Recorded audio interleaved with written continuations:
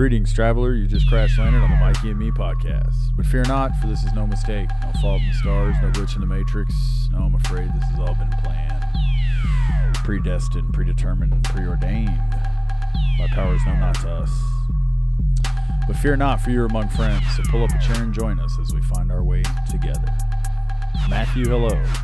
Hello, Sir Michael. Jeff. Hello. What's up, Jeff? What's up, guys? Oh, you know. Yeah. Hanging in there. It's been a week. It's been a week. Oh, yeah. It's been a week. Oh, Softmax Plus is also joining us. He's here. Oh, cool. Yeah, he's not saying much tonight. On your shirt. Gotcha. Yeah, he's not. The angle works Gotcha. perfect, you know. He's not saying a whole lot tonight, you know. Yeah. He ate a lot of ice cream. He's got a tummy ache, so he's going to be quiet. It's good. A lot of ice cream will do that. What's everybody? Did you have a good week? How was your week? Yeah, it's interesting you asked that. No, because I don't think I get things We haven't done. Like my dad, I got a tooth pulled. Did I Yeah, say we were about that? talking. You Or was told that the us week about before? it last episode. You said So that you was had an two- appointment, and No, then yeah, you so told that happened. Yeah, I got the tooth pulled. It was a rear one that's like I've had it my whole life. You know, but it had like basically cracked down the middle. Like, and I'd had a root canal done when I was like a teenager. So it was a prime, easy. Just he went in there, jiggled it after numbing me. But just jiggled it, and I asked him if I could keep it, and he said, "Of course." And so I have the tooth. You got that stinky little booger? Did you sniff it? No, dude, you can see the smell. You can see the smell. No, dude, this thing. Right? The crack is impressive, though. I was like, it's literally right down the middle. It's nuts. In the middle of it. No, Yeah. I know exactly what you mean. So yeah, I had that done. I had that pulled out. Yeah, I've had some dental nightmares. I had a tooth pulled at one place, or root canal done, and then they put One place. you know, they put the cap on it, and I'd be damned if that thing didn't come off. I was on a date with some chick, and I was chewing a piece of gum, and all of a sudden, bloop, and I'm like, oh my God, you gotta be shitting me right now. That fucking tooth just came out on a piece of gum. So I had to spit this gum out and pull this tooth out of my gum. That's amazing. And then go back to this Korean witch doctor. About to be And I was like, no, here's the kicker. They tried to say they tried to be I like, owe them money. no, they tried to say that they were going to charge me to put it back on and fix. And I'm like, look, buddy, look here, buddy. I said, I just came in here and spent like $1,400 on this root canal. This is like the base, like Yeah. most courteous version of me you're gonna be getting. You got to, Like, And I from told it, them, I was if like, I'm not if paying you try and shit. charge me for that? Oh, dude, I didn't You're pay gonna see shit. a much uglier version of this guy. I'd be damned if a few minutes later that little tech didn't come back and she was like, Mr. Smith, we're not going to charge you anything today. I said, yeah, no, I don't. Thank you. And I didn't want to talk too much shit because they were about to put my tooth back in. So I was like, you know what? That's a fine balance. I'm going to let you slide. Interesting dynamic you want to manage. Yeah, I don't want to talk too much. You can walk out the door being like, Yeah, I should have known when I was going to fucking Smiley Dental. Oh, what was I thinking? Smiley Dental. Who the fuck? I mean, but that just goes to show you what you'll do when you're in pain. I was just like, my shit hurts. Yeah. My insurance was covered under it. I was just like, fuck it. Place? Dude, that place, it was covered. And I'm like, I don't care. I guess it's good. It's solid. Oh, okay. Oh, that makes dude. sense. Oh, no, it was as much as my fault. We can talk about It was PPO. It was good suspected insurance. something was and I going just wrong. didn't. Okay. No, dude, it was I when I was working at UPS. something was going wrong when I sat on the rubber ducky chair. Dude, for real, yo. No, I my realized, I really realized it was bad whenever I went in there another time and they were like, yeah, and dentist so-and-so will see you. And I'm like, oh, it's not the same person. It's like I'm like, y'all just rotate. It's like, oh, okay. It's like I'm showing up to get a haircut. Like, it's like I'm a walk-in. They're like, we got somebody to look at your mouth here. He's like, no, he's not working today. He might not be working there again. No, they seriously, they rotate like through different ones. They have them all over town and they'll rotate. So one day he's how working. Much he trusts the notes that the other guy made. Yeah, exactly. And I'll tell you what, It's that like, first why didn't you dude, just tell me? Catch me that up? first dude that did Why everything, don't you just catch me up, sir? It's like he graduated you'd from. already know before you come in here. He graduated from A&M, and I'm not so confident it wasn't vet tech school or something. Because I'm gonna tell you one thing: when that old boy put that needle in my gum, God, dog, that hurt the whole way in and out, the whole bit, every damn bit of it. But my new dentist, he's good. That old man's got a sweet touch. I'm like, how'd you do? I'm like, he was like, you might feel a sting. I'm like, I feel shit. My dentist, and this is the first time I used. Like, I just got him because Stephanie's family's used him forever, but he would because they're about to do something. Like, I'm interested to see how he does, how well he does it and shit. And he would he's like, okay, I'm about to do it, and he would like be like jiggling the area near it to where it was like your brain. It was enough to where it's like, hold on, we're gonna do it now, and you didn't even feel it because the impulses.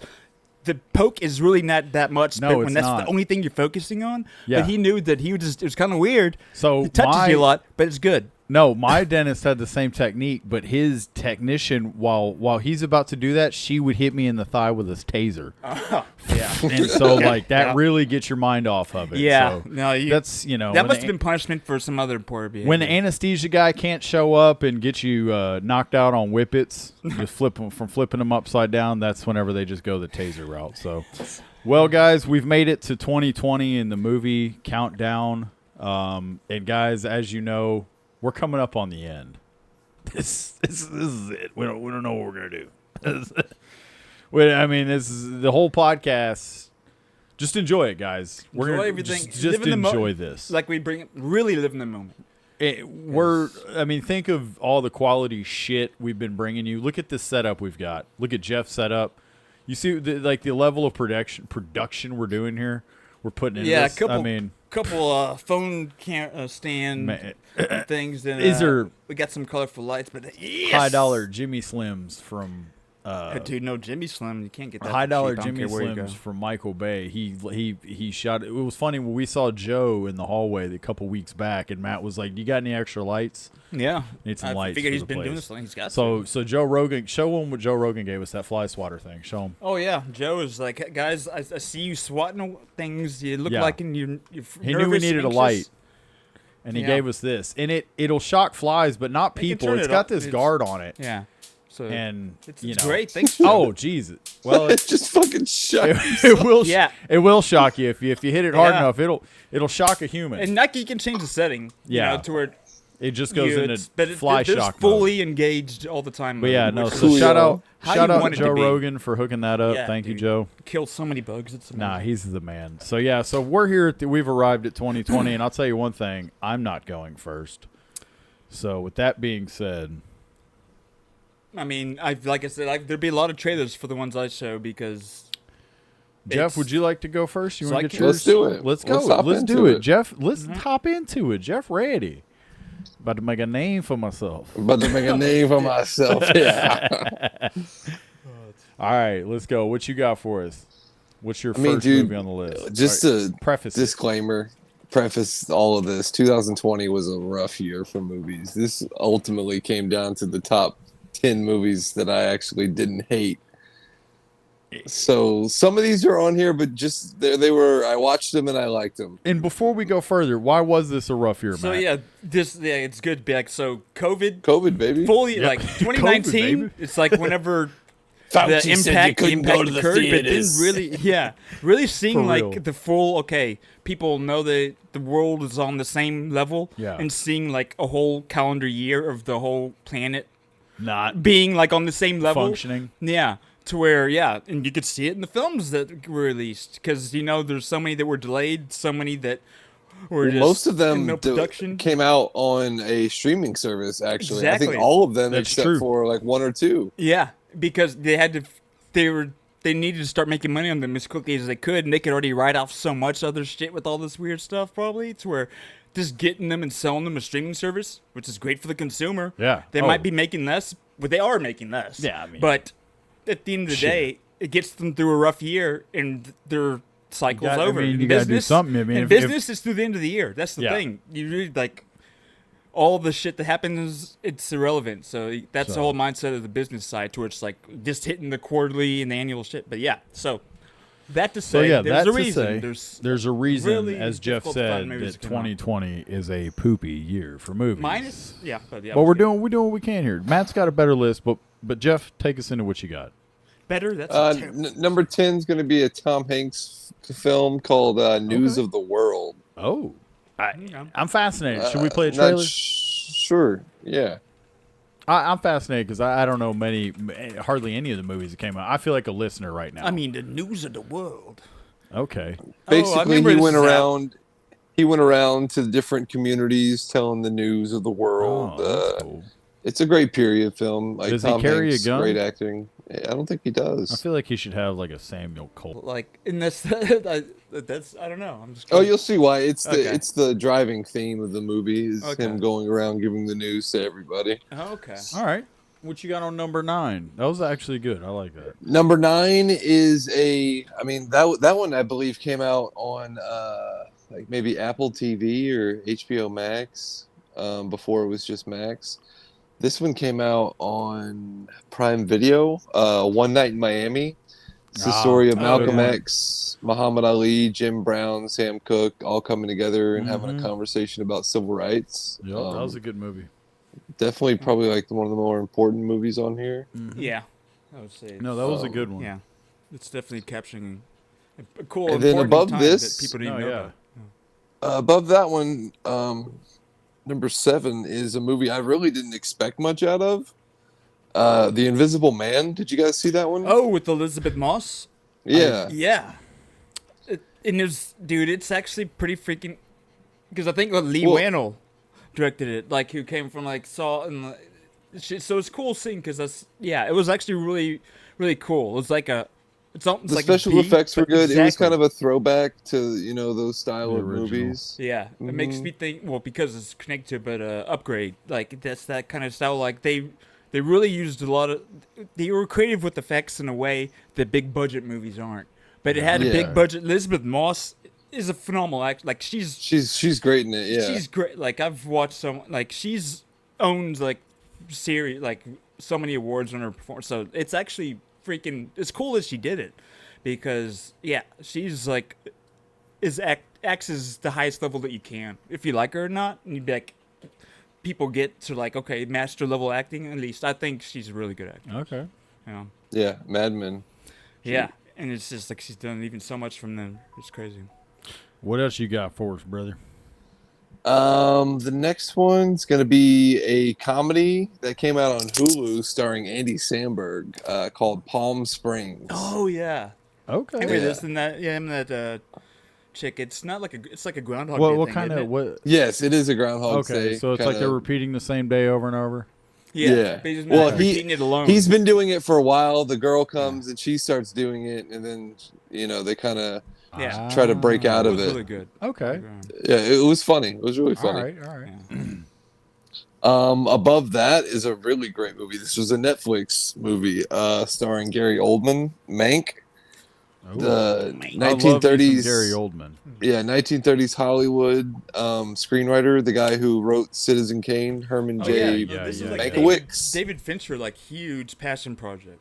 Yeah, it was good, dude. 'Cause I think, honestly, it's like it was he really plays- close to his heart type film. he gets to anytime Gary Oldman gets to really sink his teeth into a Yeah. character like this, it's just fun to watch. He was Yeah. great in it. He got to play kind of a zany, off the wall, mad genius, which he probably truly is himself. Yeah, it's cool. Let's see. The next one, number 5, Defy Bloods. Okay, I remember seeing previews for this. You never I saw never it? saw it. No, I'm telling you. And also, so everybody else knows. Before it even gets to me, I didn't have a phone that year. I was locked up, brother. I couldn't watch nothing. I didn't have a lot of things. Yeah, I had 3 Nah, hots this and a is, cot is what I had. This is one of the last Chadwick Boseman movies. R.I.P., It's man. directed by Spike Lee. It's about 5 soldiers who survived the Vietnam War and then go back to the spot to go grab some gold that they hid while they were there. Yeah, as old men. So Chadwick Boseman was one of the guys that helped him escape in Vietnam. Okay. But he didn't he doesn't go back. It's the other 5 that go back for him, and it's the story. It's really good though. Yeah. It's got action, it's got betrayal. It's one of those. It's got all the Nice. hits on a lot of different genres. Yeah, it's nice whenever Spike Lee, because a lot of times the stuff will be so heavy-handed. It's hard to watch, but whenever actually directs and separates from other stuff, and he's really good. Yeah, It's like Inside Man was amazing, and there's and he's made a ton of amazing, It's just interesting. Because that's it's This is going to be 3 Netflix movies back to back to back, and Makes 2 sense. two Vietnam movies back to back. This is the trial of the Chicago 7. Yeah, dude. It's an Yeah, boy. anti-Vietnam War protester. Sacha Baron Cohen just fucking knocks it out of the park in this movie. Aaron Sorkin directs it. I think Eddie Redmayne's in it. He was really good. Our boy from Succession, Jeremy Strong, was in it. Yeah, that's a whole like jury, right? It's an ensemble. It's pretty Yeah, awesome. I think it was like Michael Keaton, Joseph Gordon-Levitt. Like Yeah. it was a good one. Yeah, it was really good. The top 3. I mean, these are actually like really just awesome fucking movies. Number 3 being Nomadland. Oh yeah, Did you guys? Best Picture. Have you guys see this? Yeah, Frances McDormand, right? Frances McDormand. Yeah, she won Best Actress. Dude, the interesting is because the chick who directed this is the one who they got to do Eternals. And this is like one of her. She's like indie filmmaker. The director is this Chloe Zoe, something like that. Yeah. So it's like she's an indie film, done a couple movies, and literally just and then does Marvel a big budget picks her- Marvel movie. Just like, okay, we'll get you to do Eternals, and it's just. Not to say that she didn't try, but it's like you get someone who has no years experience making a big budget movie like that, but you're just literally checking so many boxes by getting. It's just all like. Then now they go back to the Russo brothers because they've proven they can make good movies. Hey, dude! Not You know, only that, it's just man. interesting. They directed all the phenomenal. Community She's episodes too. Yeah, and she's like a great director. It's just it was. I love wouldn't this one turn the because chuck down. honestly, it's like a modern day Western. That's what I love about it. Like Dude, as Western what as you could happened to get the for Western? 2020. But it also just speaks to like society and culture and just where it is for like a certain like demographic and level of employee, the way they exist and what things, the Amazon and things, just like the Yeah, how impact, she was working the at trickle down of Amazon. all that. Mhm. But the actual like this, but then on top of that, she's just a fascinating person who makes her life more difficult than it needs to be because she's like just driven to be a nomad. So it's there's just so much going on in that. Yeah, that's great. And number 2, I'm not going to touch too much on it. I think one of us will be able to say all that needs to be said on it. Tenet. know. I will say I've never I heard of that knew movie. I knew Robert Pattinson was going to be legit way back when he was wearing the makeup. Can I just say- thought So he you had were a to take- Twilight fan. Can I You say respected that No, I I'm was- not a Pattinson. Twilight fan, but just real recognize real. I was like, Just this Okay, guy's gotta good. say it, Okay, dude. yeah.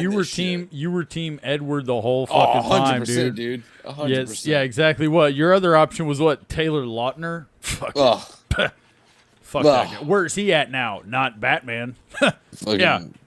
Yeah, working at the car wash in yeah. LA. Doesn't have a cool podcast like us. I've seen him Yeah, just have probably like does small it. comedic roles that he Yeah. is funny in. Did you? Yeah, in Adam Oh. Sandler movies. Yeah. No, yeah, yeah. That's what it is.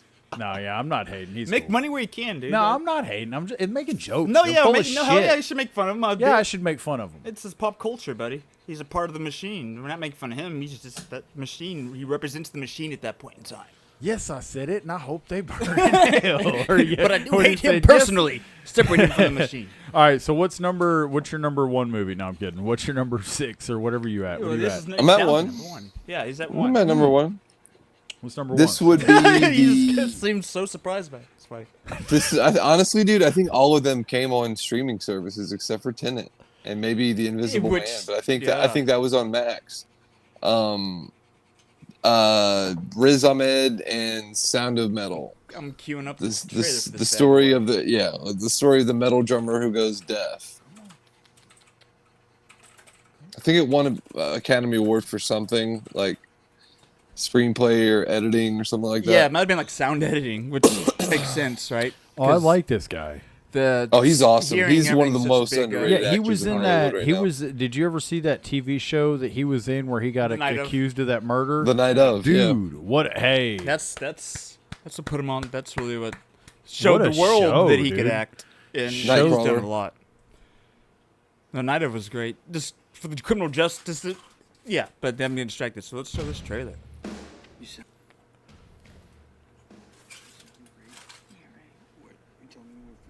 You were in it. We don't need to put them all out. I know, but we have to keep filming. It's cool because He was this in Venom, dressing, by the hearing, way. they can literally do the sound to give the watcher an Everybody else. experience, Yeah. like what going deaf would be like, which is cool because that many films can make it interactive in that way, you know, to actually play with your senses, Your hero to give you is like put you deteriorating make it even more real. It's cool. We'll come back. Till then, Lou, we just keep going, okay? No. And Amelia Lou, Clark, or no, yeah. come on, let's see what it's like. Olivia, I'm yeah. gonna Olivia, make a yeah, quick no. track. You can play to me.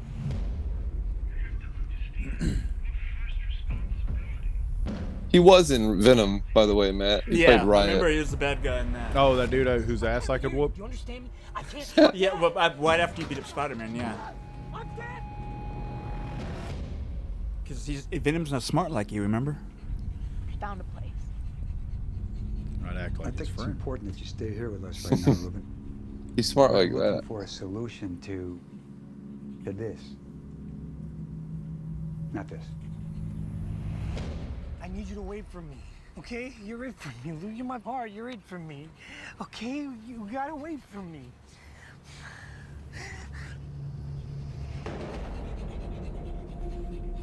Yeah, this is such a good movie. Trying to save my life. Ruben, the world does keep moving. It can be a damn cruel place. But those moments of stillness, Because like it really resonates with just the perspective on life and just like events that happen. Oh, that's cool. The other Outside deaf of your kid, control. like he's drumming on the. That's cool. Yeah, and how like something like that happens, this it's gonna Well, it's change cool, you yeah. regardless. But how that changes Oh, yeah. affects relationships. But you have to realize that it's such a huge thing that you had no control over. But it's almost like you can't. It's just fascinating. It's No, so That's really, almost what the there's a movie's lot. about more than anything. That change is definite, you know? Like, Yeah. will never Well, and be. two, it's what you do with that. It seems like it's like Definitely. he was dealt something shitty, and it's like what he did with it was positive. It seems like. Yeah, but just the personal Yeah. journey of like accepting things, but Yeah. then like realize that you're not the person that you were whenever like he was with that girl. They, you know, they might be so different now to where it's like you can't hold it against either of them. You know, so Yeah. you get to see the. It's really cool. No, it It's is really cool. cool. No, it's neat. That, People going good deaf movie, and Jeff. playing I raw. think I love metal and I love deaf people. Sound so that's of Metal great. trailer. Yeah. That was a good.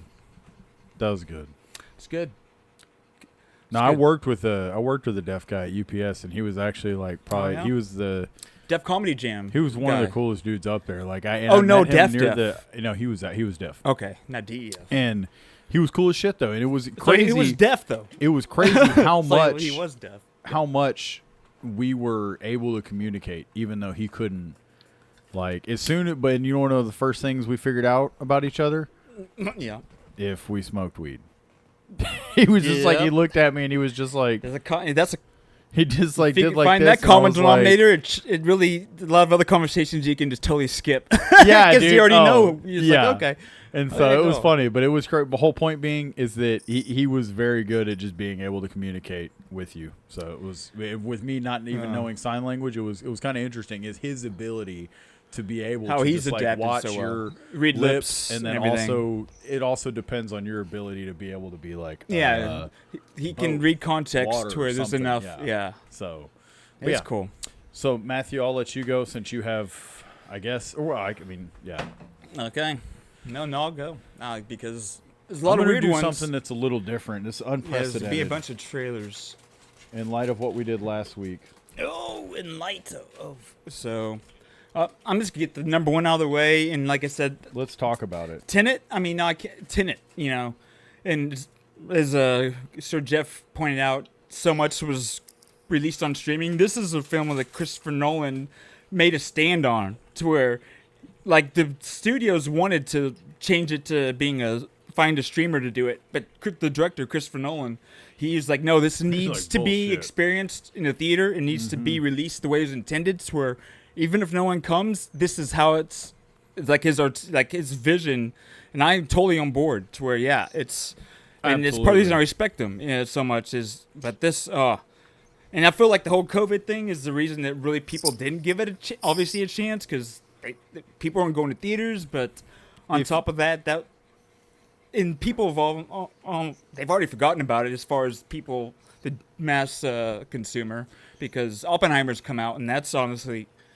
it's great. Oppenheimer only exists because Robert Pattinson gave Christopher Nolan some gift that like had referenced some quote or something from him, and he wasn't even like planning on making the movie, but that was like inspired. Like it made him think. I'm sure he wanted to at some point, but yeah, it was like Robert Pattinson. The gift that he gave him is like when COVID's happened, lockdown. It's like a perfect time to be productive as hell.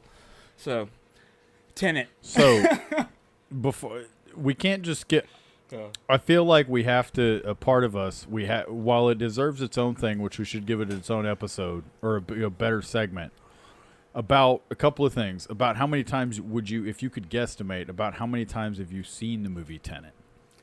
Oh, probably like into finish to end. Or 20, finish to 20, end. Yeah, 20 thank you, plus, Jeff. Thank you, Jeff. Over 20. Like being full, like, yeah. 20 is probably in like a conservative estimation. 20 probably more. Upwards of, 20 at a minimum. Okay. And why is it that you watched it so many times? Was it because you thought it was so good? Or was it because like And what's wrong with you, sir? Let's get to the heart of the matter. Or is it because you felt like it wasn't something that you could really easily Honestly, digest and understand in one sitting? It's one of those movies. I feel like Matt, maybe you could testify to this. Maybe it's one of those movies you find something else each time you watch it. Oh, definitely. That's the thing. Like in anything, if on the rewatch, you already know so much, you're able to pay attention to details and things that because you're not you had to focus on the main plot the first time. So there's so much you already have figured out that you no longer have to guess about. And you're gonna the first watch at the end of that you're still trying to like answer some questions. So on the second time through, you can really look to try and pay attention for things. Yeah. And then maybe after so many times, you feel like you've got a solid understanding of your interpretation of it. But then at that point, like I'm so into like, damn, I think it's just freaking awesome. And the execution, I know people complained about some like the sound, like in some of the audio stuff, but it's all intentional and it's all the way Christopher Nolan wanted it to be. Yeah. But like there's. To get the really experience of it, I feel like it has to be watched so many times. No, dude, and that's why I wanted to ask about it. And I don't want to just keep moving along because it's a movie that it was one of the movies that I remember talking to you about a lot. And it was one that I realized like, okay, Matt really is on a different level with the movies. He's outside. Okay. It's the crickets. Okay. It's the crickets. Awesome. I kind of like it. No, it's cool. I just didn't know. Yeah. I was trying to fix saw something. you do that a couple of times, and I'm like, no, it's the crickets. He was trying to adjust his mic. He thought like his thing was fucked up, and I'm like, no, you can hear the wildlife. You're like, I'm gonna watch him do this for a minute. See, soak that in though, because that's Louisiana. Listen for a second. Louisiana, baby. Listen to it for a second. It's crickets. Look at that. Beautiful. I love it. Yeah. But yeah, so because I mean, it definitely is one of those movies that so you feel like this is a movie for you that goes above 2020. For me, it's above. This might if I was forced to, which it's all just for entertainment. Yeah. But if I could only die with one movie, and if I had to die telling aliens check out any reason, it would be Tenet. Yeah. As of right now in my life, yeah. Tenet. I don't blame you. And like I said, That's pretty powerful. Yeah, and like I said, we're going to have to do a Tenet super episode because I could go down in such detail, in not trying to convince you, but trying to tell you why it's so. Well, I have a powerful. question. Yeah. What the fuck is that movie about? Yeah. What's it about? I don't know. Okay, I mean, I can answer. So, I'd say to answer that question is just first the whole Tenet, the title of itself, the whole Seder Square is the thing that actually exists. If you look it up, I could show. Seder Square. Yeah, like throughout, there's like a bunch of broken, like not ruined, kind of ruins, but it's just like throughout classic architecture in different places where the Seder Square, it's like a real thing where it's these 5 words that are what's it called? It's the whole. Either way, they're all the same forwards and backwards, right? Okay, I know what you mean. Yeah. Yes. Yeah. So I can't think of the word for it. no, I know it is, but so I'd be like, yeah. So literally, it's a movie that's, I feel like, an example of a a palindrome. It's a palindrome. Palindrome. Yep. I feel there like you the go. film is it is a visual version of the idea and of what a palindrome is.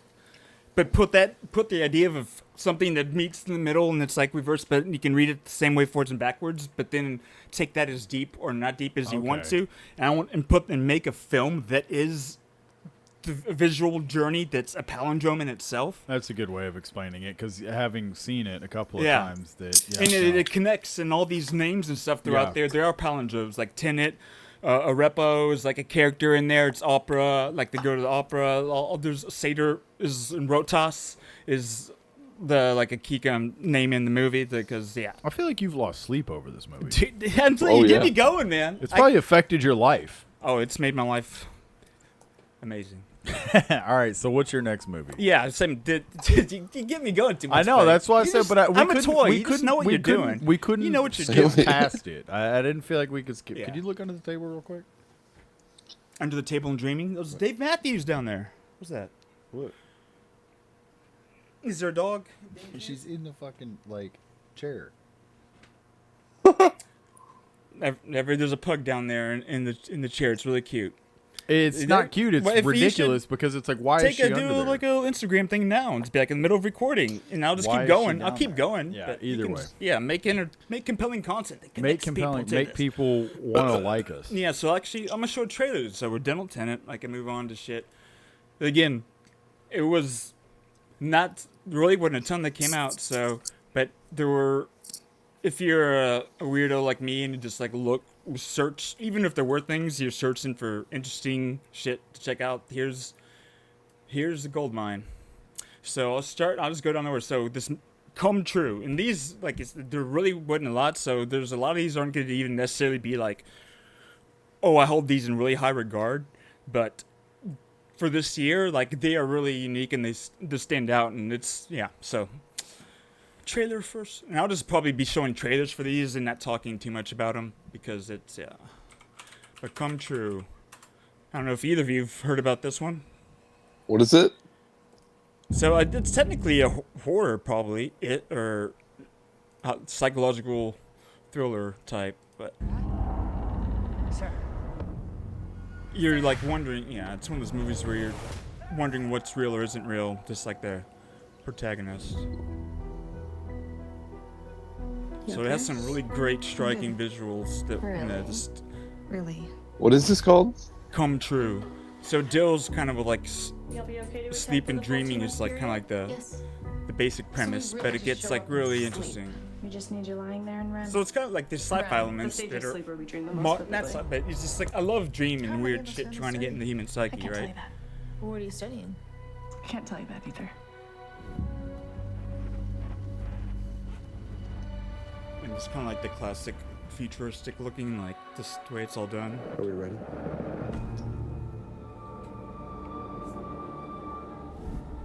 A neon-soaked The cinematic eyes closed. nightmare. Great A description. reduction in activity between That's a On the good nose. description. Stage 2. The slowing of the heart rate. Their bodies are preparing them for deep sleep. What were those pictures Anita showed me this morning? I can't tell you that. I don't want to do this anymore. Now, we wait. We'll either be hailed or crucified based on our treatment yeah, of it's this what's- breakthrough. Forgot Mark Hamill. What's happening? This is exactly what he's Yeah. been waiting for. Oh, that's cool. Don't you ever feel like you're What else was he in? not supposed to? Was that the Guyver? So come true, yeah. Oh yeah, And the ending, he's Cockknocker. Yeah, but the whatever the end, whatever you learn at the end, you definitely don't see coming. You couldn't guess whatever the twist or reveal is. That's but, interesting. But you won't see it coming, and it actually makes it way more relevant in a way. And that's all I'll say. You should watch it. Okay. Yeah. Okay, so that's Come True. All right. Here's a movie What's that number came out. one? There's a couple Mads I'm kidding. Mikkelsens on here. So this is another round. This is a good one. Okay, so okay, I don't need to necessarily show trailer for each of these. They're like teasers. I've seen this. Yeah, movie. he was like a professor and he's like drinking his. Dude, Yeah. he's definitely one of the most underrated actors. He's a out great there. actor. Yeah. I was like when they named Robert Downey Jr. as Doom. I was kind of disappointed because I heard his name thrown around there. Yeah, and I was like, because he would have been was pretty great great. in the first Doctor Strange, right? As the enemy. Yeah. But it's like, yeah, if they can bring back Robert, yeah, they should reuse him. I mean, dude, he's so great. Mads me, but another round. I want to watch the trailer because I'm gonna save for the weird stuff. Next one is a movie called Possessor. Yeah, it's and it was on my map, because the director's it's David Cronenberg's son, one of his kids, and they've done some other movies that was interesting. You know, you see like the offspring of like a really big seminal director who's like sci-fi and weird body horror type stuff. You know, like this. Either way, Possessor. That's why I wanted to see it, and I'll just show a trailer. Let's see. What a sweet potato pug. What a good little pug. Guys, Even recently, that, no. Potato recently had... We haven't told anybody. Recently, Potato got fixed. She had a little surgery. Yep, so she's not going to have a She's period back with anymore. us. She's back with us in full capacity. You have a very Well, not full capacity. Oh, well, yeah. one we've worked hard together to unlock. This is a movie. You won't the feel fuck? good or about anything the whole time you watch this movie. You won't be There you go, comfortable. Mikey. It's Yeah. your family Darren film. of the week. Aronofsky? No, I'm kidding. Results are normal. Anything Those you like wanna the... flag? No, I'm fine. Just It's your Friday feel good movie with the family, Mike. yeah, yeah. Dull. Extraordinarily dull. Wow, she's really going to town on that guy. Yeah, so basically it's in a world where technology exists that these assassins are able to infiltrate like someone else's mind and do a hit to where they could be like, okay, I'll just infiltrate like their daughter or a friend, just, you know. Gotcha. Yeah. And they're able to possess people to execute these kills. But literally whenever they pick a person, they just after that they like kill themselves. So literally there's the hit that they're getting, and plus the person that they possess, they're dead. Like they die as part of it too. Not me, my man. It would never happen to me. That's why I ain't got Neuralink. What are you doing? I can't pull the trigger. Yeah. I need to know. It's not to feel good or enjoy life. know what she's done to me. And honestly, yeah, this is not for everybody. Matt's like, you do remember these are movies we recommend people watch, right? Not everybody, though. Disclaimer. Yeah, we're Apparently- recommending these, but there's a chance not for you. Yeah, he's recommending this one. Try not to watch it now. Try not to watch it now. Okay. Hey, you want me to see that? I'm all right then. Boom. Andrew S. Bros. Possessor. Sean Bean, though. It's pretty cool. Boom. See, there's another one. Black Box came out there. Oh, yeah, that was one. I remember that one. Yeah, I'll move on. Fried Berry. What's this movie? Fried Berry. If it's not about Matt Again, like Berry- these. Not a lot came out, so I have to show a trailer. Is for it like this. Deerskin?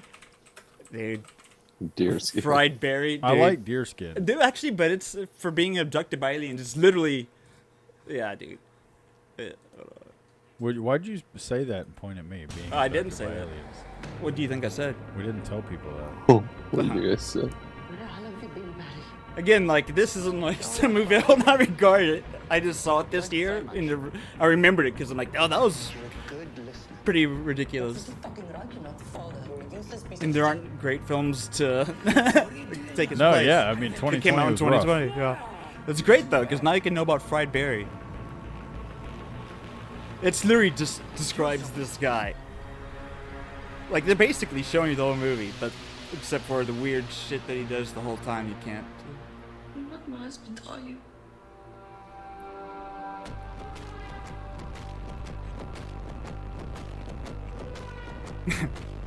What the fuck is going on? Dude.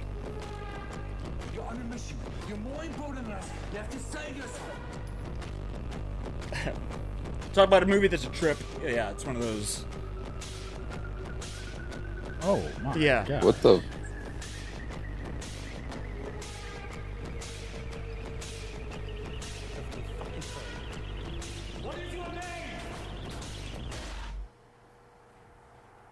That is a big one. Wow. Man, talk about high concept. It's really not though. It's a funny thing. Like the beginning, the guy gets abducted by aliens. Fried berry. It's just like that. It's like yeah, but it's cool to see them Fried berries. fried berries. The fuck was that? Dude. I don't know, I dude. can tell you, man. Fried berry. I can tell you I'm gonna check it what out. It's, yeah. It's just seeing like some of the weirdest shit. Yeah. So like, it looks like Matt's last two picks are ones that you maybe or Okay, maybe they're not shouldn't. gonna be as weird anymore. Honestly, that's the weirdest one. They get so synchronic. The next one, I think. I do remember this one. And I think it ended up on. It's ended been up on around another different year. streamers, but no, yeah, it was. But it's this is the first. This actually when it came out. Yeah. But it probably was on a streaming service within the last year or two, where it popped up on something. Either way. Yeah, I also too, just because I like these directing duo a lot, and it's yeah, it's just everything's good.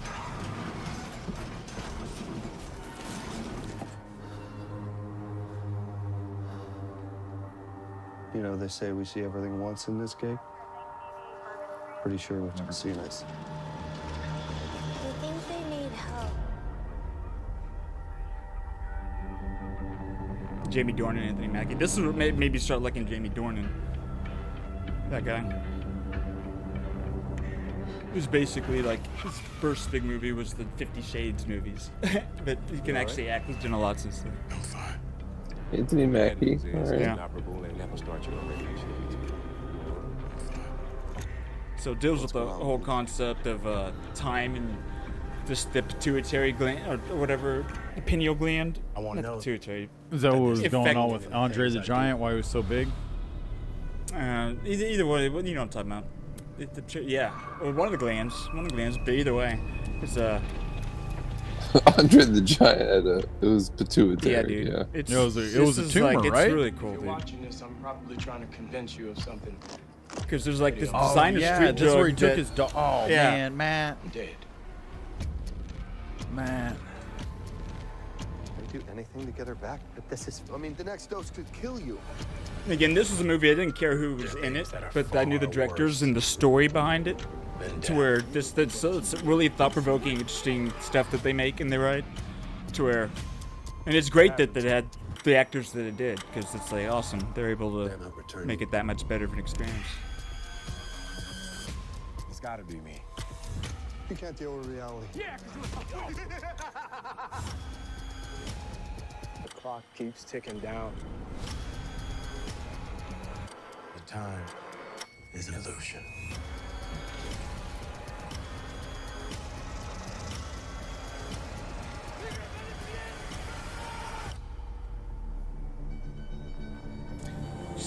Synchronic. And I believe this is on Tubi. If you guys are interested, it's on Tubi. And Tubi's free. Tubi is free. All right. There's the Riders of Justice came out with Mads Mikkelsen. It was like another kind of like a vengeance movie. It's really good. There's this movie, LX 2048, that came out. It was really good. Okay. But I'll just show one more trailer. I get some trailers for this, but I don't. The Empty Man. Empty Man. Is this Empty number Man. one? After Okay. obviously not Tenet's Tenet. number one. Yeah, this would be close with Synchronic, but honestly, I would put this above for me, like personal like resonation. Yeah, this because I don't like horror, so it kind of gets you in thinking it's that style movie, but it's a lot nuttier and deeper and just what the than that. The Empty Man, dude. And it's got like the first 20 minutes of the movie don't even Hey, wait. apply. You It's gotta like try it. it's cool though. Try It's cool. what? Calling the empty man.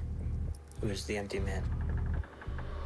If you're on a bridge and you find a bottle, you blow into it, and you think about the empty man. Oh, come on, Mandy. How old are you? Tell him the rest. On the first night, you hear him. And on the second night, you see him. And on the third night? Well, on the third night, he finds you. What's cool about this, because it seems like a horror idea, but you get to the whole idea of what the empty man even is, and if it is, and the explanation behind it. And, like, it's freaking really amazing, honestly. Like,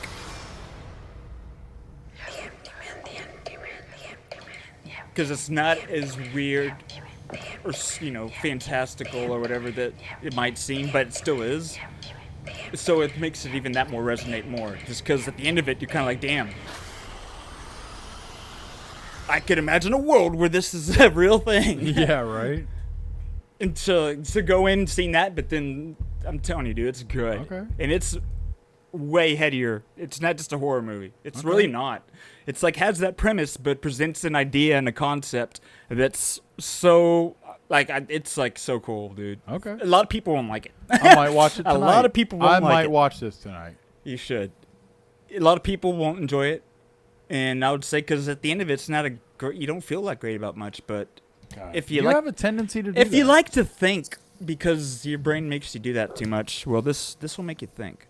Okay. And we'll stop there. And okay. I'll let Michael go. Very this, great movies. Good you know. movies for both of you guys. Y'all, I'm glad that I have both. I have such good movie aficionados to complement my poor taste. So I will get into just the few movies that I actually saw and liked and would recommend you see from this year. And I'm going to do something that's an honorable mention from a year that year you're born. I had been thinking like over the past couple of weeks. I'm like, I don't think I ever mentioned that movie. I don't think it ever. It slipped past me, and I'm gonna bring it up. Go on, share. Go on, tell us. It slipped past me. I'm gonna bring it up in a little bit, but first we're gonna get these ones right here. Okay. Okay. All right. So for the movies of 2020, the year of our Lord, I would say you should see the movie Arkansas. It was a good movie. It had John Malkovich, Vince Vaughn. It was a movie. I guess we could show a trailer. I've got like 4 movies. I don't know. Well, let's get through them and then. Okay, Arkansas. Just tell me, and now just do whatever you say. And then the movie Pearl. Now, Pearl. Now, here's the thing about this. Pearl's kind of a 3-parter. Yeah, but it's interesting to bring this up because my wife, within the last week, actually watched this on her own because her cousin came over and was talking about it. And basically, my wife only watched it because she showed her, but now Stephanie was all into it. And she's like, and this is the movie where Mikey said that the actress reminded Mia Goth something about her character reminded. I don't want to burst your bubble, but Pearl definitely came out in like 2022. It says 2020. Does it? Let's look it up. X that came out. I took a picture of it. Yeah, 2020. There you go. Pearl. So talk to him. I'm not the one. No, saying I'm not. No, because just right. That's the thing. friend. These lists be tripping sometimes. Oh. But no, it says right here, number 291, Pearl. So you should. I think you should check it out. But there was another movie that came out before Pearl. Yeah, in 2019. X. Yeah. It's basically like a prequel to X. Yeah. X was the movie. Yeah, X came out. X, then Pearl. And then Pearl. Yeah, and then Maxine is out now in theaters. And now Maxine. Yeah. So X comes out. It introduces you to the character Pearl. And then they make the movie Pearl to explain who that lady was in the movie X. Yeah. And then you have the movie Maxine, which explains to you who Maxine was in the movie X in the movie. Yeah, they're all weird. They're thematically and none of these movies came out in 2020. No. Pearl did. Look it up. No, dude, it's right here on this list. Okay, well let's we've the release date of Pearl said that is list might not be right. September 16th, 2022. Well, right here it's on the list for 2020, and Matthew can just confirm look up that. Pearl. It says 2020 Pearl. That's not the same Pearl, dude. That's Pearl. It's a different Pearl, though. Oh.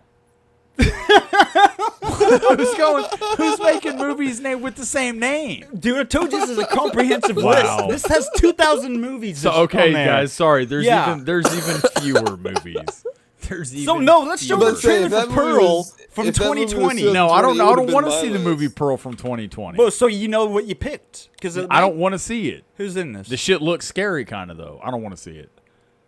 No, it's got a damn 2.5 star No, rating. Anthony Padilla. Yeah, I don't know give a him. damn. Yeah, That a guy bunch was of TV. a flop TV show guy. So Pearl. I'm not fucking. This is the watching movie you this. picked. No, I'm not. You thought it was different, but this is the one. We're starting the podcast over. All right, Greetings, start over. travelers. Redo it. wait. Ready? Yeah. Yeah, I just Jeff can't see it, I though. just got. He just put Again. you over top of me on the stream. Yeah, so it whatever. looks like So it comes out. It looks like it's just you and fucking Matt sitting here. Yeah. All right. So well, fuck it. I guess Pearl didn't come out this year. Thanks, Jeff. Fucking asshole. We could have just. I'm trying to help you No, out, buddy. you helped out the overall quality of this thing. Arkansas. I think it came out this. I already said that movie. Proximity. We're getting there. Proximity. Okay. Play a trailer, motherfucker. I think that's like the only one I got. That's it. Your top, this is your 3. That's it, dude. Yeah, I mean, I had it's some okay. solid films. That You really did. I mean, I thought I did too, but Pearl wasn't one of them. But yeah, you should see this one. It's on Tubi. Tubi. I'm sponsored by Tubi, they don't miss.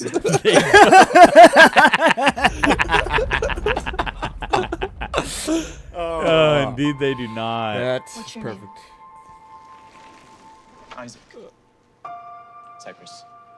So, Isaac, can you tell us what happened that afternoon? A meteorite with smoke trailing behind it appeared over the skies of Los Angeles yesterday. Isaac, where you been? You got a minute? I want to show you something. You're saying this is real? There's. Thank you for showing us because it's like this is a movie you would assume I probably watched, right? Yesterday? It looks like a movie I think I would have watched, but I haven't heard of it. So This really happened to me. Okay. You've been gone from work all week. Did you have an encounter with an extraterrestrial being? a UAP? Bitch.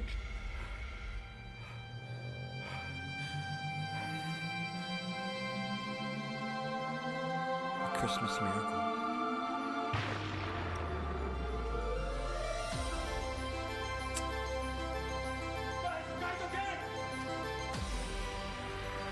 How does it feel knowing This that people are sound saying you're a fish? music they're picking here is making it seem like I would have picked a different song, at least for the trailer here. Oh yeah. Hold you against your will because we believe you have information that may be valuable to the future of our society. When they come, we get one chance. Do you think that we were exposed to something that could have changed us? We have to be there when they come. That's a bad idea. Okay, That's so it way too really gets dangerous. into like an epic feeling. I know what it was Yeah. like, and I'm not going through that again. I still need to watch it. Why didn't you take us? Was it on Tubi? Is that how you saw Tubi. this? Yep. Proximity. Okay, and It looks like snow. Like the people who did that trailer, it's just funny. you take it up with them. I bucko. should. And now we are going to go back to the year of 2008. Back in time. To a movie that I totally skipped over and I thought of later, and I'm like, wait, when are we going to get to that movie? In 2020. I thought, well, because I kind of thought, in a sense, I was like, wait, it was Monuments Men. But it wasn't Monuments Men. In my mind, I was like, oh, wait, no, I already mentioned Tell us the it. whole journey that got you to there. Okay. Where were we at? So it was probably Oh, like, he thought it was being serious. No, it was like I guess, a Tuesday. Yes, please take me. Tell me. In the afternoon. Okay. I don't know, maybe 3 3 weeks ago. Okay, cool. I'm cutting a yard. All right. He's a lawnman. He's a lawnman. And that's the word for us. And I just kind of thought about it, and I was like, wait a minute. What happened to that movie? I never talked about it because I figured you hadn't seen it. Okay. But it's a Spike Lee joint. Oh, The yeah. Miracle at St. Anna. Oh, that's a seen good that? one. Okay. You Yeah. remember that movie, Jeff? Derek Luke. Dude, I love this movie. And I Movie totally... Miles. Yes, dude, I totally forgot See here. that this movie even like that we skipped over it. I forgot the name of it. I was sitting here thinking Monuments Men. I'm like, no, that's not it because it's way fucking cooler. Well, that's for the viewer to decide. Yeah. 30-cent stamp, please.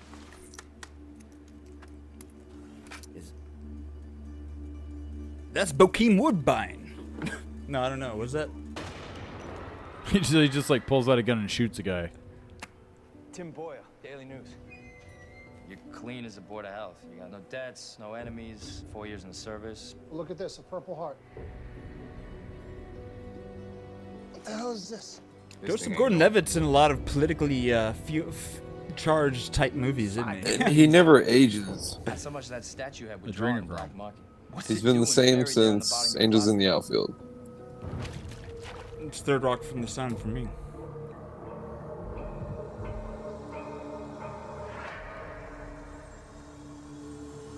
Oh, what happened? What happened to Derek Luke?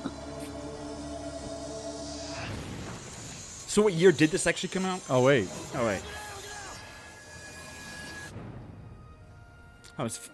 They say Inside Man for the modern viewer because that's the most interesting thing for most people. Cool. Like in the it's such a great movie though. I don't know how the hell we got past German lines, but we're surrounded. You ain't got to be scared. But, you know, Jungle Fever, Do the Right Thing. I mean, those are the movies that made Spike Lee relevant. Yeah. But those Do the Right go back to Thing the is 80s amazing. and really, does even do that? Yeah. Do That Thing is huge. Jungle Fever. They are afraid. 3 years we've been waiting. We'll find a way. Derek Luke is 50 years old. Holy shit.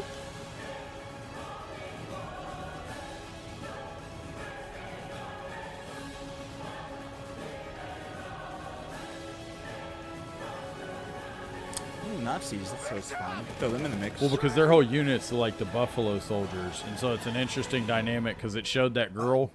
Yeah. And she was like the Nazi propagandist. It was pretty much the whole day they were hearing propaganda, pretty much saying like this isn't your fight, go home. Like you're Buffalo Soldiers, you guys are black men. This isn't your fight. You need just go home. It's not like our problem isn't with you, and like trying to say that they'd be safe or whatever. So that's a whole element of the movie. Yeah. But that's a fucking badass movie. I mean, yeah, no, it's cool. If I ever want to watch a Spike Lee movie that I haven't seen, I'll watch it. What do you got? You got something against Spike Lee, don't you? No, I don't. I think I'm just telling you. Well, yeah. I mean, that's it. That's all I got. That was the only one I thought you had a couple there. No, I said that's pretty much it. I thought Pearl was one, and it was the wrong Pearl. I mean, I gotta admit the covers don't look too different. Yeah, you're probably looking on your phone, the little tiny image. Whatever. I mean, I appreciate you trying to help save me here. Yeah, I mean, I really expect more from a professional. Yeah, no, and you are a professional. I am pretty professional. Y'all ever heard of a guy named the Fed Smoker? No. The Leon. I've heard of Leon the Professional. Who? Leon? Leon the Professional? Leon the Professional? Who's that? Oh. Am I about to figure out who Leon the Professional is? Yeah, Is he the one that has that It's a movie. Yep. You already know that. But it was only called Leon the Professional in the French version is, what's his name? Fifth Element director. I'd like to talk about a 2008 movie called The Wrestler. Dude, that's a great movie. We already talked about that. That was on. Yeah. We talked about the fucking. And I did that. Sure. That whole scenes with perfect soundtracks. The ending of that movie and the sound, the music, everything's playing, everything comes together. That's like on one of those. Bruce Springsteen. He had a song he wrote specifically for the wrestler. Roll your eyes. Wrestler. Who directed that movie? I forget. I will have to say that Matthew has the best fucking musical impressions of people. I don't have it. That I made up just then. I don't think it was good. I don't know. And I do Bob Dylan. Come on, let's hear it. Even Come on. an impersonation. Let's hear it. It's like Bob it's Dylan. a gross, just diminishing. It's a reduction. Bob Dylan. That's not what it sounds like. That's it. Mikey gets a kick out of it. That's great. Like that's. I would never do it. You put a He doesn't kazoo in like your it so mouth, much. dude. It literally sounds like him. He sounds bad, man. He should pay money to see whatever he is. If he happens to be touring again, just don't. Old that Bob. guy's mailing Yeah, like it I said, in, I'm pretty and sure I've he's talked- laughing on the inside. I Yeah, promise you. our buddy Art went and saw him one time, and I was kind of Yeah. jealous. And he's like, I'm Mike, sure Jacob Dylan, his son, not- using not the good, Wallflowers, you know. Yeah, great band. Yeah, they actually really, yeah. One headlight, dude. That's like a. I think one of the best to ever follow the limelight of their father was Their father? was Goldust. Father? Oh my god. The wrestler? Goldust, dude. Goldust followed the limelight of You're not Dusty gonna Rhodes. gaslight me. You're not gonna get me fucking Goldust fucking he followed the limelight of his father perfectly because I mean you can't out Well, tell Dusty me like what Rhodes. that even is. Like, Well, Dusty Rhodes was, I mean, he had his own flair. He was a legend. He had his own flair, his own style. He did it his so own you're way. jumping to wrestling just for any listener. I think we're done with wrestling. movies, and from here on, I'd say we're done with movies. Who and knows we're what on we're talking freestyling. about? This is a mixtape. Yeah. So if you're with us, please thank you. Yeah, if you're on here for the movies, you might want to leave now No, because we might because- offend you. Yeah, or who if you knows? want to stick around, you might like it. Yeah, I or don't you know. might help cancel us. Yeah, you know? but you start talking about wrestlers, right? Yeah, no, I was just saying. I feel like Goldust had followed the limelight of his father best. You know, I don't know who else that just came to So mind. who was his father? Dusty Rhodes, and Okay. he was the man, dude. What was his nickname, Shut Jeff? up, man. What? Are you serious right now? He had a. How know what long you're did doing. Goldust? How long I did know the what you're doing. Goldust gimmick I'm last? not gonna bite. How long did the Goldust So gimmick it's like last? it's like a Chris Gaines. What's it? If you're How long No, it's did not. the? It's not his Chris Gaines. It's his Okay. main gimmick. It's How not- long Honestly, did it if last? he was in WWE, it would still be going. He's still wrestling Dustin Rhodes. the man, but the with Goldust persona is what The you're- Goldust It's owned by persona. WWE. Yeah. And It was so weird. I like Goldust, dude. and that's what I'm saying. And I love speaking of that we- WWE, there actually is a champion whose father was also very That's- popular. that's and true. also Dusty Rhodes. That's- Cody Rhodes, maybe. It's all relevant. he was Yeah, Stardust. you fucking dick. He was Stardust. Don't bring up Stardust, man. See, you're doing Oh, it. you hit a sore spot. He's doing it. I'm not gonna fall for it. He said, "Don't bring up Stardust." He brought up Stardust on the podcast. Why are we not It's bringing up cool. Stardust? That you're was doing he something was there. he was man. Dustin's that was what's his name's fucking not Dustin, Cody. Cody dressed up as a guy named Stardust, and he kind of wore like a bodysuit outfit that looked like Goldust. It was the same thing as Goldust. Same thing. Yeah, but he was Yeah. the way. But Jeff is a Cody Rhodes fan, and he thinks I feel like Stardust is a black eye on Cody Rhodes. Cody would be the first one to say that. Yeah. But at the same time, think it's a it's tribute to the man who will just do the work. Yeah. Because he committed to that shit. And I saw him talking about being Stardust, and somebody saying something, and he was like, technically, we don't know who Stardust was. Yeah, we Like- never actually. Yeah, we don't know who Stardust is. But he That's literally, he had great, like, dude. he literally just had like a fucking star over one It's eye. literally just It's like David clearly- Bowie it's glam rock, clearly- though. Yeah, but it's, which was Yes. No, he leaned Goldust was into like the David Bowie David glam Bowie. rock. yes, Yes. But it was it's clearly Dustin or And they- fucking yeah. Cody Rhodes, but he was Goldust like. David, like They would, David Bowie they Aladdin would bring saying posters that says "Where's Cody?" and start the Cody chant. I was like, dude, he's about to like have the run of his life, and then they released him, and he did have the run of his life. No, Came he's back, and dope. now he's fucking champion. No, but I'm just saying, dude. I don't know. The I mean, real I feel pride like, of the Dusty Rhodes, freaking yeah. So you, tribute of man, the why are you fucking- trying to wipe away Goldust from? I remember whenever I would watch wrestling in the Attitude Era, and Goldust would be on TV, and my dad would come in, I'd just be like, "Fuck." I'd be like, Nah, he's too weird for Bob I'd to just see. be like, I feel like Bob I'm like, wouldn't No, have dude. any patience for dude, that. no, none, zero. He'd That's come what in the the- room and he'd he'd see be like, it. No, yeah, turn this bullshit off. Yeah. No, this is a He's bunch like, I of don't know what they've bullshit. done to wrestling, but it ain't right. No, yeah, he was used to Bob Backlund or whatever his name was. Like fucking. He's like, and "Where's the Stone Cold?" Yeah, he's like, "Where's that the honky tonk man to hit some feller with a guitar?" Dude, Dude, that was when wrestling had so many. Like, I know it's good now. So just speaking of wrestling, No, we're on the the thing. Attitude Era. There was the time for the mid carders. Goldust was huge, and he was only a Yes. mid carder. Dude, and what did he not have one of the greatest tag team combos with Booker T? Yes. Yes. Goldust and Booker T. That was fat Goldust too. Okay, that was. He was fat as shit. But his finishing move where he'd put you in the corner and he'd pick your legs on the ropes and then just field goal punch you right in the jewels. Man. God. Jeff's just shaking his head like he can't, like he wasn't sitting there enjoying it, dude. He was there for the attitude era. Look at him smirking, dude. Fucking Goldust. Dude. Conversation about Goldust. I think I'm gonna dress up as Goldust. Dude, great, though. that should be my man on the wrong. street. I do. Because he's like I'm gonna gravitate to someone like that. You know? That should be my man on the street bit. I should dress up like Goldust. Dude. But do it in the heat where I'm just like fucking sweating like through the paint. What we've been saying about wait until it gets cool. Wait. Oh, dude. It's just the dramatic flares. It is so great. Oh my gosh. I gotta grab a drink real quick. Yeah. We'll take a quick commercial break. We'll be right back. Will y'all hear from our sponsors and hit our Patreon real quick. Yeah. We'll get that set up. And we're back. Thank you guys for sticking with us during that break, man. That intermission. Man, golly. It means a lot to us that you guys just stand out here in the auditorium while we're backstage. Oh, yeah, we're supposed to let them know how long they're supposed to pause it for. Oh. Maybe 30 minutes?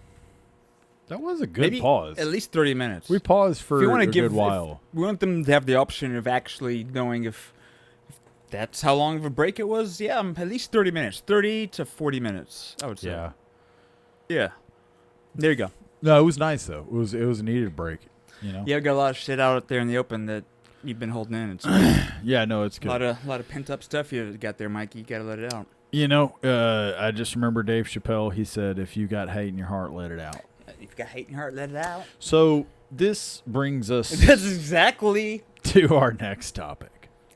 And like I say, Soapbox Mikey, but I'm going to go and say this, Soapbox Mikey. Soapbox Mikey I'm about to hop return. on the box with you. But oh, yeah, you're going to be up here with us. It's good. We're going to be like the Olympics. I'm going to be just a little bit up above you. You're going to be Rachel Gunn? You know, Ray Gunn. Out of it. Make it Ray Gunn. No, but this is serious. This is serious. No, so this is a relevant topic. Yeah. Okay, and I figured we could talk about it just because I saw it was almost the straw that broke the camel's back. In the sense that I keep seeing this stuff on the internet. And it's been somewhat sporadic. It's been somewhat sporadic, but it's been more regular than it had ever been in the past. Yeah. And what I'm talking about is Chipotle. I have been seeing people expressing their displeasure with Chipotle in one way or another on Instagram. And some of the videos I was seeing on Instagram were also from TikTok, but they shared them to Instagram for what that's worth. So it's two platforms worth of people. I'm sure people all over the place are complaining, but either way, so I've been seeing people complain, and I will say that I've seen it as well. I haven't gone to Chipotle in a year because I'm like, fuck Chipotle, because they've done me wrong one too many times. So I just find it interesting. So you haven't been there in a year, and you're just trusting that the hate means they have that. But you know that people are you're gonna see hate more than good. I think so you really haven't even. You need to go back in just to make sure that it's still shit. Yeah, and that you can't just believe what you see posted. But no, here's my thing. You haven't been there a year though. You need to like. Here's my thing. You need another. The reason. Make sure it's still bad. Well, no. Here's my thing. But I get what you're saying. Yeah. But I'm interpreting. You're looking at it like I'm just interpreting what I'm seeing, and that's how I'm making my decision. Yeah. But I walked out a year ago. I decided a year ago. I was like, I know. I'm just saying. Within a year, they can't have done any better. Well, I'm just saying that because you see only the negative stuff, which makes sense. I'm just saying. I feel like you need to walk back in there and be. To satisfy you, I'll go back. You loved him so much though before, right? Yes, and to satisfy you. Why would you not give him another chance? To satisfy you, I will go back. But here's the thing. I believe what's happening is that everybody is catching up to what I've already understood.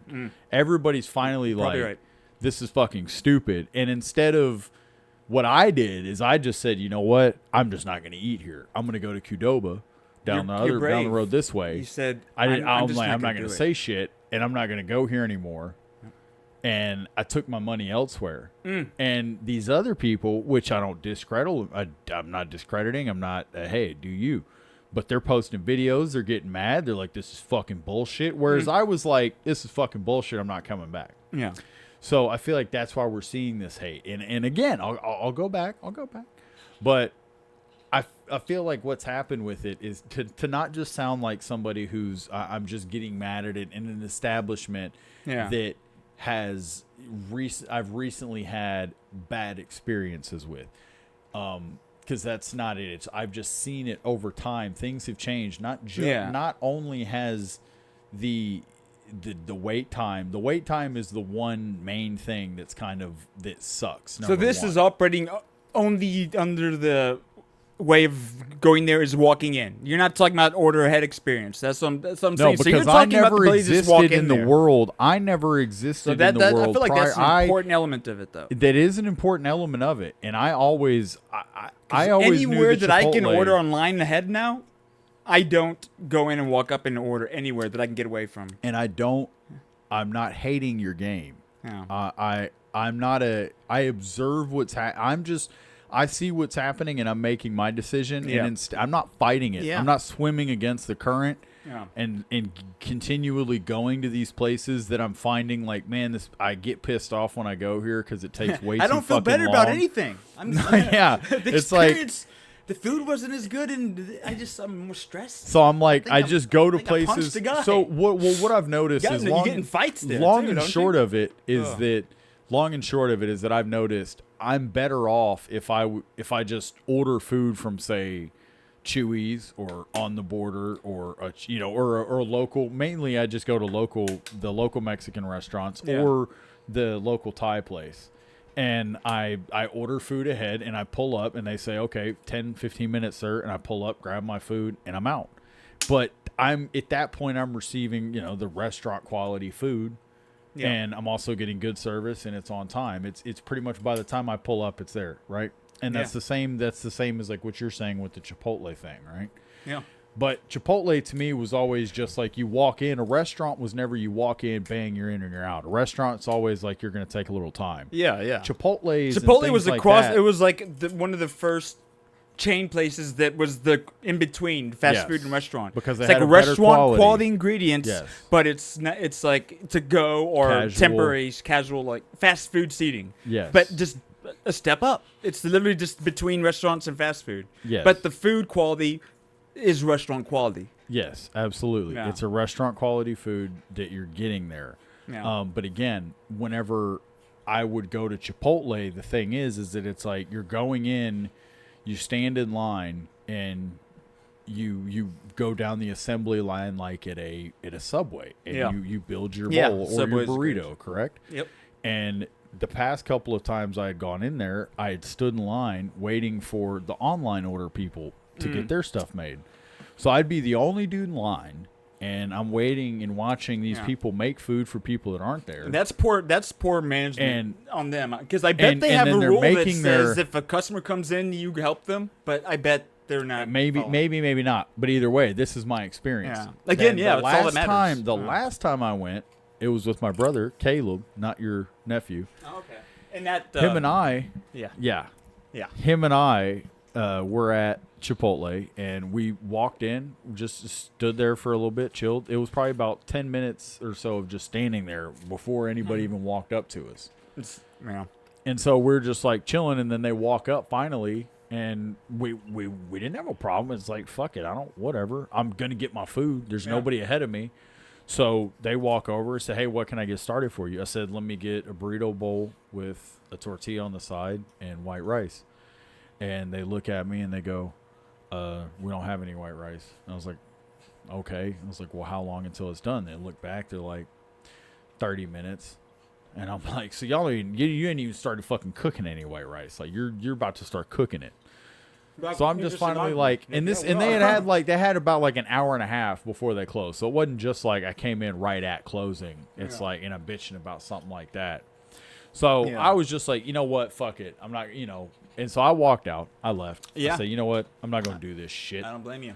Because my thing about it is that, again, it should not, in that time that I stood there for 10 minutes, it's like I could have been driving somewhere else to just pick my food up that I ordered on the phone already. Trust me. I've also, too, that's my thing, is like people can say, well, just order your food ahead of time at Chipotle. A couple of times I've ordered my food ahead of time and gone there and picked it up. The food's been fucking cold, or the food hasn't even been made till I pulled up. So I saw no benefit because I either pulled up and I got my food, and for whatever reason, like the portions were all off and the food was just like Yeah. cold. And that, or I pull up and I'm like going to pick my order up and my order's not even ready. So I don't really, even the order ahead hasn't fucking worked. You know what I'm saying? Yeah. And so it's like, I just see it, and more people I know and I've talked to, because the price of the bowl's gone up. The amount of food you get's gone down. And Yeah. I know that's with everything, but shit, I used to pay $6.55 for a burrito. And now it's shit, $12, $13, $14. Yeah, I mean, like I said, they're like an example, but I feel like it's really so many places have gone through this poor, decline in customer service aspect of it. No, for sure. Like biggest thing is customers, which you think that's number one, but it really isn't, because the customer experience, or just even if they're getting orders, I mean, if they get them wrong consistently, online orders would suffer. But even then, people would probably they're committed to getting it so much. Yeah. Because like you haven't been there. I've actually probably eaten there in the last 6 months more than I have in forever. Yeah. Because my dad comes over Thursdays, and we're trying to think of like places to pick up food. Mm-hmm. And he's like, "Well, there's Chipotle like on the way," so I get online and order for him and me. Order it and you just pick it up. And he just pick it up, and we come over and watch it, and everything was. I had no issues or complaints. Yeah. So it's like that experience, the online orders, the app orders. If you're like walking up there, and that's where like it's sad. It's not Chipotle, but a lot of places that way. And I did Uber Eats for a while, and you really count the value of waiting when you're doing Uber Eats. Oh yeah. Because whenever you're a customer and you're waiting and you know that it's just due to inefficiency or poor management, that you're like, okay, this is I can just leave. But whenever like it's a matter of I'm trying to get orders delivered as quickly as I can, and every minute that I'm standing here waiting is basically like an opportunity cost. To where after so long, like you can just cancel the order and just leave. Yeah, because I'm like it's not worth waiting 10 minutes for this order where I could just get another one that I go in and actually go in there and it's ready. Yeah. So I've seen so many fast food places where I get there and like there'd be like this long, like ridiculous long wait to make this food or different things. Or I walk up there and no one comes to the counter. A lot of fried chicken places like that I feel like really, but it's sad, but that's a lot of places. Yeah, and like I said again, man, it's like my thing with Chipotle was just that I had seen it, and again, I haven't been there. It's personal, I haven't been there I feel like years. you loved it. I did love it. I used to. That's the reason why you're bringing it up. Yes, and I used to go there quite a bit. I used to regular it. And I'm bringing it up because it's been such a popular part of our generation. Yeah. And so that's why I feel like it should be talked about, because I do see it in a way of where it's like they're in dire need of a massive revamp of their, because that's the thing. How do you balance? I personally, I feel like they've lost you. Like, but I'm just saying it's funny because you say that, but for sure. So what if they did all these changes? Would you go back? One reason they've that's lost where me, I think they don't mind losing you as a customer. That's the thing. That's fine, and they're a perfect example of them still being successful and sacrificing the yous out there. I feel like here's my thing though. Right now I'm the exception. But eventually, I'm not going to be the exception. Eventually, more. That's why I'm saying right now, everybody posting these videos is shit that I was like, fuck this. Like, a year ago, I was like, this is horse shit. I've been coming here for years. In the past 6 times I've come here, it's been bullshit, and it's been some problem, and I've asked for, can I get, hey, how you doing? I'm always polite. And the people are just, the employees are kind of shitty to you. But here's my thing, too, about the food. This is not just a complaint and a gripe on the employees or a gripe on the process of how they're balancing online orders and walk-in orders. Because there's no, I mean, they're pretty much, if you ordered online, they're just gonna make your food. And I've seen they'll make that food so fucking slow too. Sit there and take their time on it just to not serve you, and it's like, okay. But they used to cook over an open flame. Chipotle used to cook all their meats over a flame, but now they've started cooking over just a griddle.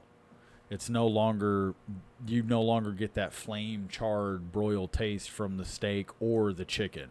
But Qdoba, Qdoba still has those old grills that Chipotle used to have. Yeah. Which was the big propane riveted grated grills. It's just and it's great. It's not funny, but just saying, like, as far as your experience and all the hate, whatever. I'm just pulling up the last 10 years. Qdoba doesn't charge I know, me but for I'm just guac. pulling up their past 10 years of growth in revenue. Mm-hmm. Like, so the customer service shit is gone because online orders, people get online if they're right enough to where even if it's like 90%, it'd be like, it would make a difference. But it's just interesting because their business model is working for the money, but it's not the human component suffers, obviously. Yeah, and I mean, how long? It's like, yeah, it's good for now, and I mean, again, they're just cramming out. But how many of these fucking people their numbers are up? But how many of those numbers of the people that have been buying that food got it and opened it up and they were like, the fuck? I got half a spoon of chicken.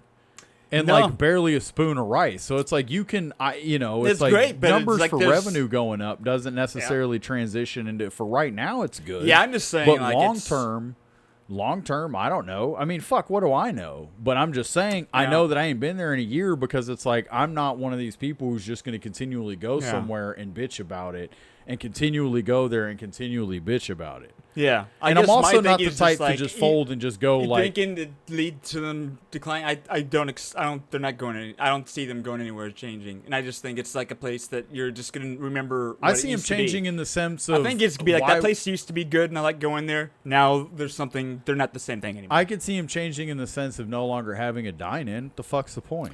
Yeah, I mean, the overhead's what's the fucking pointless. point? How many people do you go in there and see actually sitting down? Because again, you're like. Yeah, bro, go walk in and try and fucking order. I'm telling you, you're gonna go. It's gonna be stupid. Like, you're gonna go in there and stand there, and they're gonna be making somebody's fucking quesadillas or something, and nobody's gonna be in there. And then you're gonna, by the time they walk over to you, you're gonna tell them what protein you want. And they're, we don't have it. We got to cook it. Okay, so a process that used to back in the day, I used to eat at Chipotle all the time. I worked down the street from when I'd walk over to it and I'd order my food. And that's where they hurt. They hurt you deep. I just hear a guy who's been hurt, and he's not gonna give them a chance. No, because you say that, but how? Like, I haven't been there in over a year. I know that's how bad they hurt. Like before that, they were such a big part, a regular part of your life, whether you realize it or not. They effed up, and you're not ever gonna give them another chance. No. Yeah. Okay. No. Why the fuck would I? What? I don't really see a point. I don't see a point. That's why I'm saying they hurt you. It's cool. It's great. See it as like eventually a Chipotle is just going to be, and I don't even see why it's not this now. Why it's not like a salad to go. Why the fuck is it not a salad to go? I'm sure they're in the process of trying to make it become that. You already have a Buffalo Wild Wings to go. So why wouldn't Chipotle just be a standalone building where you eliminate the dine-in? I mean, do you want me to tell you? And it's no longer, and you can just pull up, and you're like, hey. Do you want me to get into like the business? Because at the end of the day, you just have no. Why it still is? Just because whenever the business model and the investment that they made for all the standalone locations, they're not just going to tear them down, but I'd be more paying attention to if they're constructing new locations with this, to where it almost be like paying attention to where they open up new places, seeing if they are the same format. Because places that have been open, they're not just going to like often change like a ton in there. But no, I see. They're opening up new places. They could be becoming this. I was going to say though, after COVID though, that's what kicked all this shit off even more with the online stuff, because they were fortunately able to stay open. But that's the thing; they came back after it, and you lose the entire component of there's that efficiency. It's like of the service inside. Yep. And like you said, it's not just strictly isolated to them, but the reason I'm bringing it up, the reason I'm even talking about it is because I'm seeing it being posted online. I'm not. It's not like Stay something. Off the internet, Mikey. It's not something I'm just saying. It's like I see it as something that's relevant right now. People are, other people are having this experience, whereas you're on the other end, which is cool. I'm indifferent. You're on the end where you're like, I know, because you just punch it into your phone, and they haven't messed up whenever you ate there last. Everything I see is everything is based off my experience within the last 2 months, to where I'm like, hey, they got it right. It tasted good. Yeah. I don't. What kind of meat do you get? You get the chicken? Normally chicken, but I can get the steak sometimes. Do you ever get the bubblegum pieces? The pieces that are just chewy? I I feel Yeah, I've like gotten at those Chipotle, I before. would always get those bubblegum pieces. I've gotten of that chicken. before. I think it depends. You just can't I don't know if you finish can them. pick if light or dark. You used to pick between light and dark. Yes, light and dark. Yeah. Yeah, to where I feel like one was more consistently bad. Than I'm the gonna other. do something.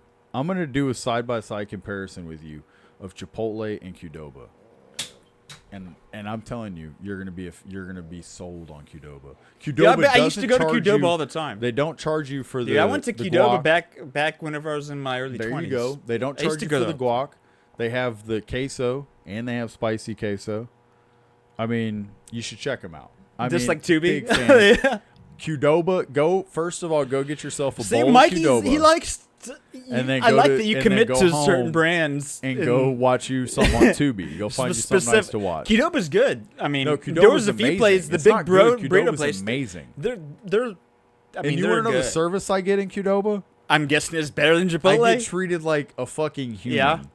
Me and my dad go to the same Qdoba all the time, and this guy that's there is amazing. There's not. He knows Qdobas us. aren't We know quite him. as prevalent. There's like as, one in like downtown, and then there's So they another kinda, it's one. not as convenient. There's another one in the middle of There's not Dallas. as many Another of one, but that's the thing. They're gonna and they need to take over this bullshit Chipotle. Thing is, they've been in the game a long time. They're Who, Qdoba? Yeah. Yeah, and I'm saying they're eventually not going gonna to change. choke out. You see these little. This is a nice graph right here, but what this graph isn't showing you is human.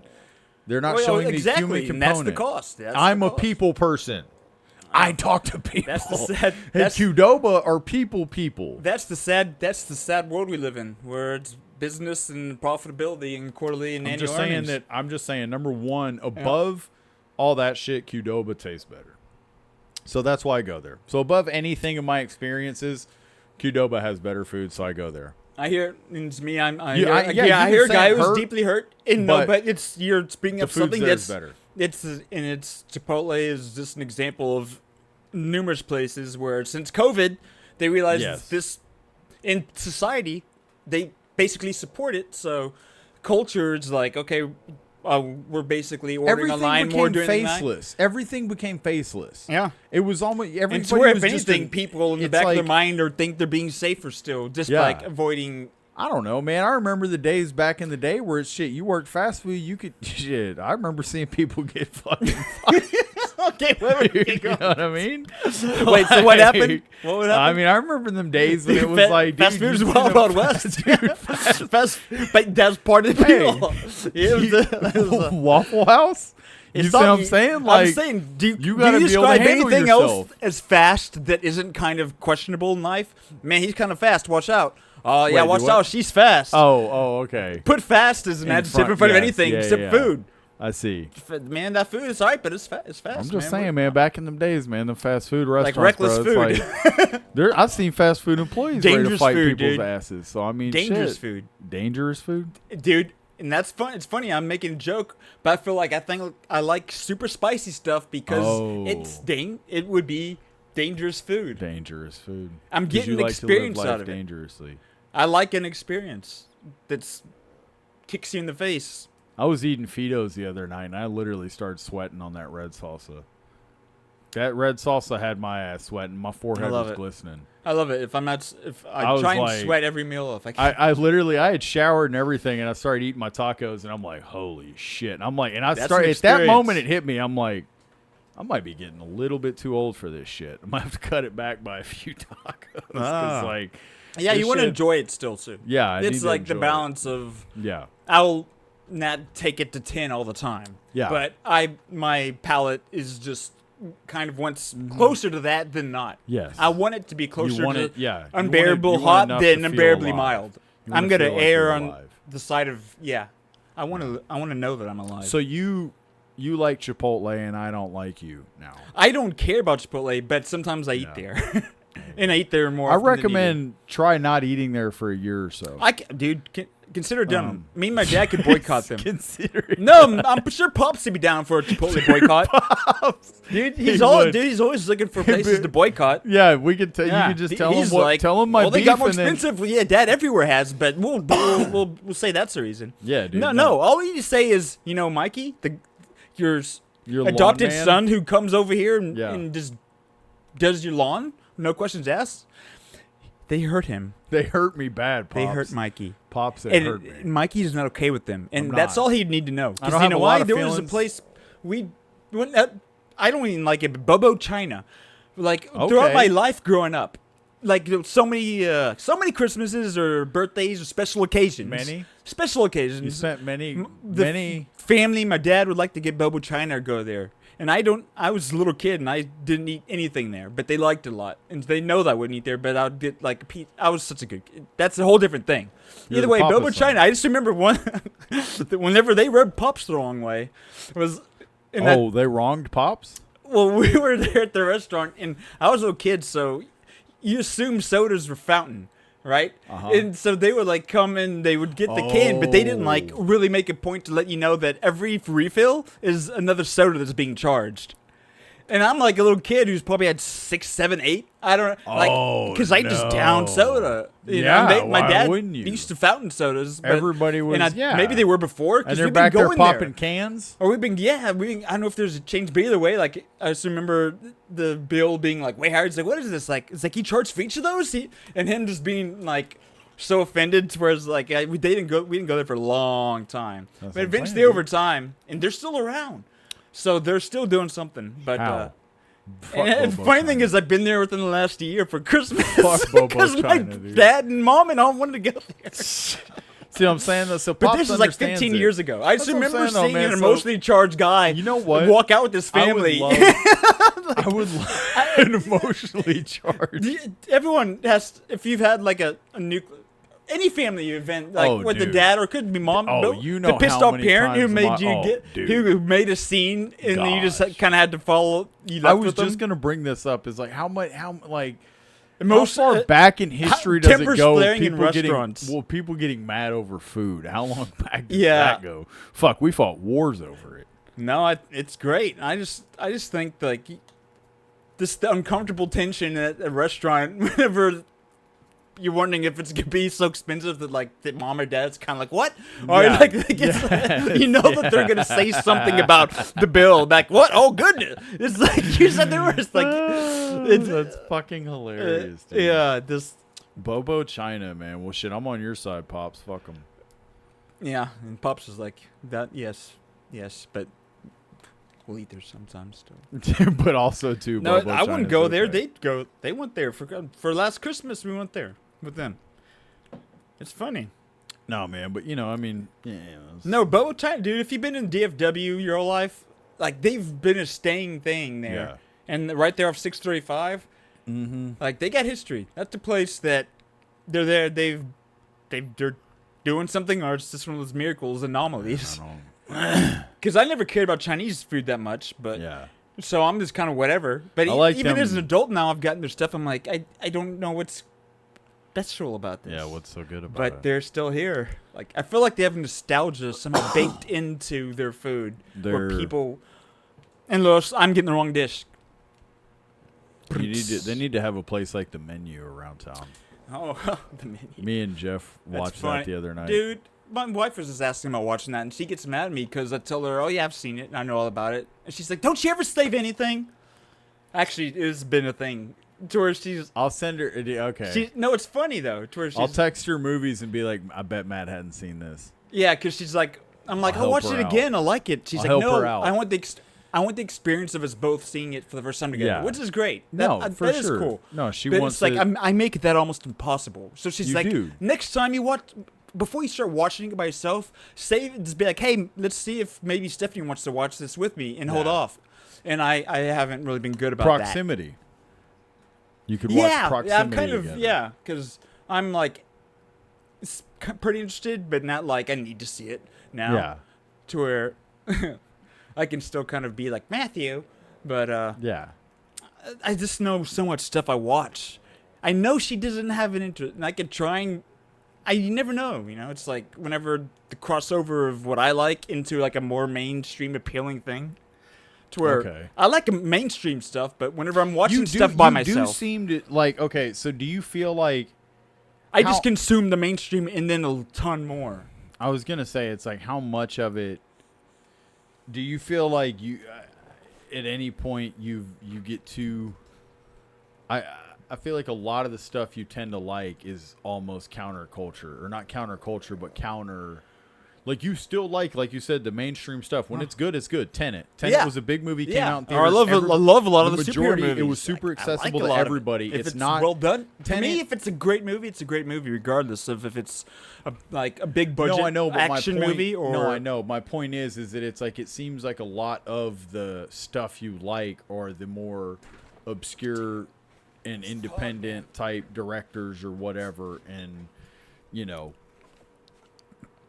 I don't know. It's just like I'm wondering how much of it did you find at any point that you're like, okay, like I don't want to get too locked into just what, like, do you? I feel like because I've mentioned movies to you and been like expecting you to have seen it. And you're like, I haven't seen that. I haven't seen that. I haven't seen that. And I'm like, how have you not seen that? And so I'm just wondering. It's like, do you feel like you end up watching movies based upon like if it seems like it's mainstream or not, or if it seems that doesn't matter at all to me, honestly. Okay, because I was wondering that, like, it's if it's almost to the point where you've gotten your, it could be like packaged as Hollywood as anything, and that could still be if it's done well, if it's the best version of a Hollywood big budget action movie, that's great. I want to see the best version of that. Okay. But then I can be like, okay, I've seen something trying to be the best version of that.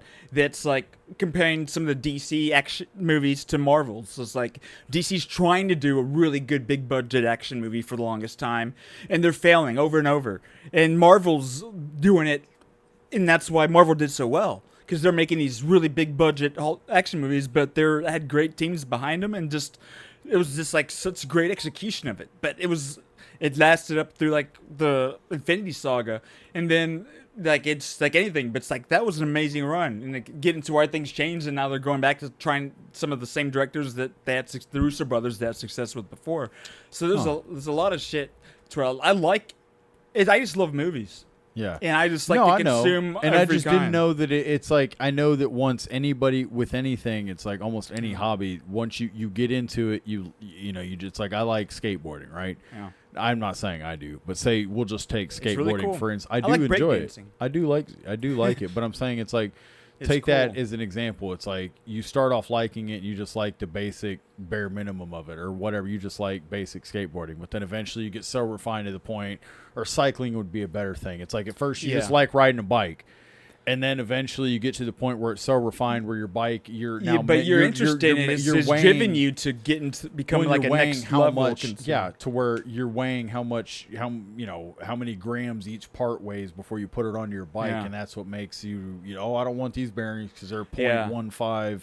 See, for that's the thing, moves like I don't think about it that much though. I just consume, like, it's more like things that are available, and I just filter what I might get to. I know. I was just saying that I didn't know if it was like that, because I know with any hobby, like you said I like movies. Yeah. But again, people that like riding bikes started off just riding a basic bike, and then all of a sudden they got the clippy shoes, the spandex, the whole road bike, and now they don't want to just get a fucking beach cruiser and ride around the neighborhood with their wife. They're like, I'm not fucking doing that. Yeah, no, it's a great analogy.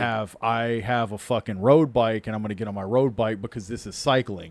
What you're doing is you're being a fucking poser, and you're bullshitting with your stupid. And I think that's where like movie snobs. Around on your bike. I feel like that's where like a movie snob would be into play, like a movie snob. No, yeah. But I think even that stereotype has gotten better. It wasn't even. I can still have fun on a speed bike. I'll have fun on the kid bike. That's what I understand. My question is more or less that it's like I'm wondering if you ever got to that point where you were like, oh shit, like I don't want to rule certain things out just because. Yeah, no, because I feel like I've never have personally. Because I feel like that's why you get the snobs on things. They reach for such a point of refinement of what they want to where they're just like, nah, I don't. That's not, my palate is so refined that's not for it. I think I've. Because I just noticed. Of course, I think I've perfectly refined my palate, and you like and that is for me, and of course, but it's like, and you have to where I feel like I'll filter out stuff I just know is a waste of my time. Yes, and it for that reason, just because I've got so much time to do shit. I want, even if I want to like watch random weird shit, it's like I could find something better. So without thinking about it, doing what you're doing in a way, but Yeah. not like with the mindset. Yes, I'm gonna yes. be that way, but more just my natural way of operating is Exactly. that. I got you. But and that's what, yeah, again, because to I an find it extent, interesting to an because extent. that's how anybody, because to people that might be watching or that have been listening for a while, they might have noticed that it's like the movies you like are, you do tend to have a deeper understanding of some of the directors and some of the movies, and you like Deerskin. Yeah, The fucking movie Deerskin. That's a foreign film. Movies meant much to me. I went to college to make movies. Like that's what I went to college. My first, I was initially majoring in film, like radio, television, and film at UNC. Like that's what I went to college to do. So as a young person, I was into movies like on to that level to where I want to get into I want to make them. What do you? So what do you that's think? probably a big factor. Like this is a person who's a wannabe in the back of their mind. So Filmmaker. You've more I or just less loved him just my whole life. You've more or less had the approach towards movies that I've almost had towards baseball, in the sense that anytime baseball has been on TV, I'll watch it. I don't give a shit who's playing. I'm a Rangers fan through and through until the end. But I could give a shit less who's playing. I'm watching fucking baseball. Like if I don't care what time of day, how many outs, who's pitching, I'll watch it because I just love baseball. Yeah. And so that's how you are with like movies, is that it's like you just love film and cinema, and so you'll watch it, and it's like you're just an enjoyer of it. It doesn't necessarily have to be your genre. You just or not. You don't necessarily have one. You have one you favor. You like science fiction, and it's that same love that's made me become more like selective at times. Yes. So it's interesting because here's the question. That just creates the mind that I have in my perspective towards movies. Here's the question. Now I'm interviewing you. Welcome to the podcast, Matt. Hey, what's up? I'm me, Matthew. No, I'm going to interview you. What do you feel like if you had budget and or time, because time might be more the factor than budget, because I know you're a creative person and you're also a resourceful and cheap person, and you would not let a budget stop you from doing something. But what type of movie, if you could, is there a certain movie you would make? Do you have an idea, an outline of one you would like, or one you think would be cool to make? I've had movie ideas. So I'm thinking if I could just make. You've already got something loaded up. You've got. I've got. Yeah, I mean, I've don't give anything away to these people. I've written a story or like the outline for something that I feel like I could, if I wanted to, I could make it with just a few friends. Okay. And like still somehow deliver.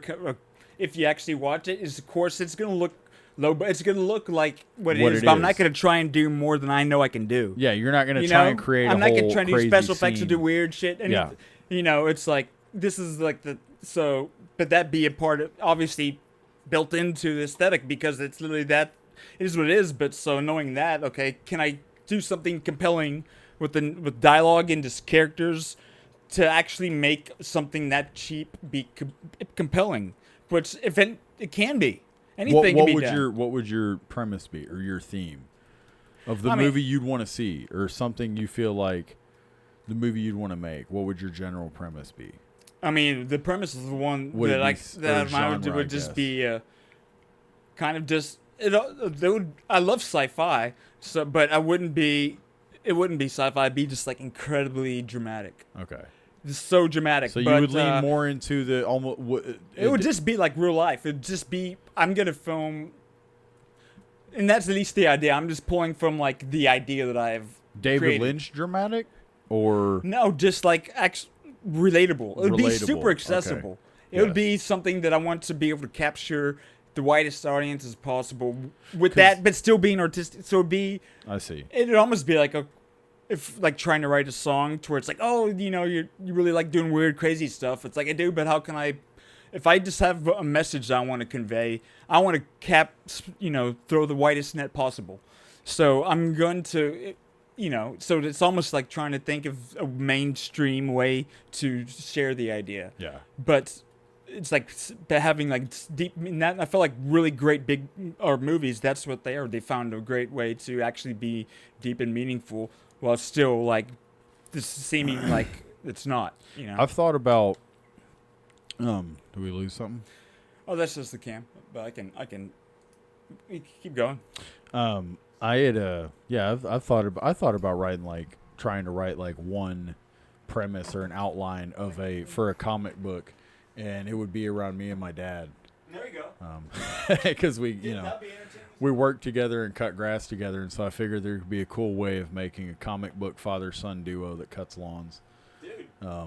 So I thought that might be something to be fun to play around with, just because then again, but still, we got to get into my detective thing. We got to create that guy, and I don't want to give too much. The kicker guy? No, the cockeye detective. Oh, that one. Don't take the idea, guys. It's a great idea. It's my idea. You heard it first here at the Mikey and Me podcast. No, I don't know, man.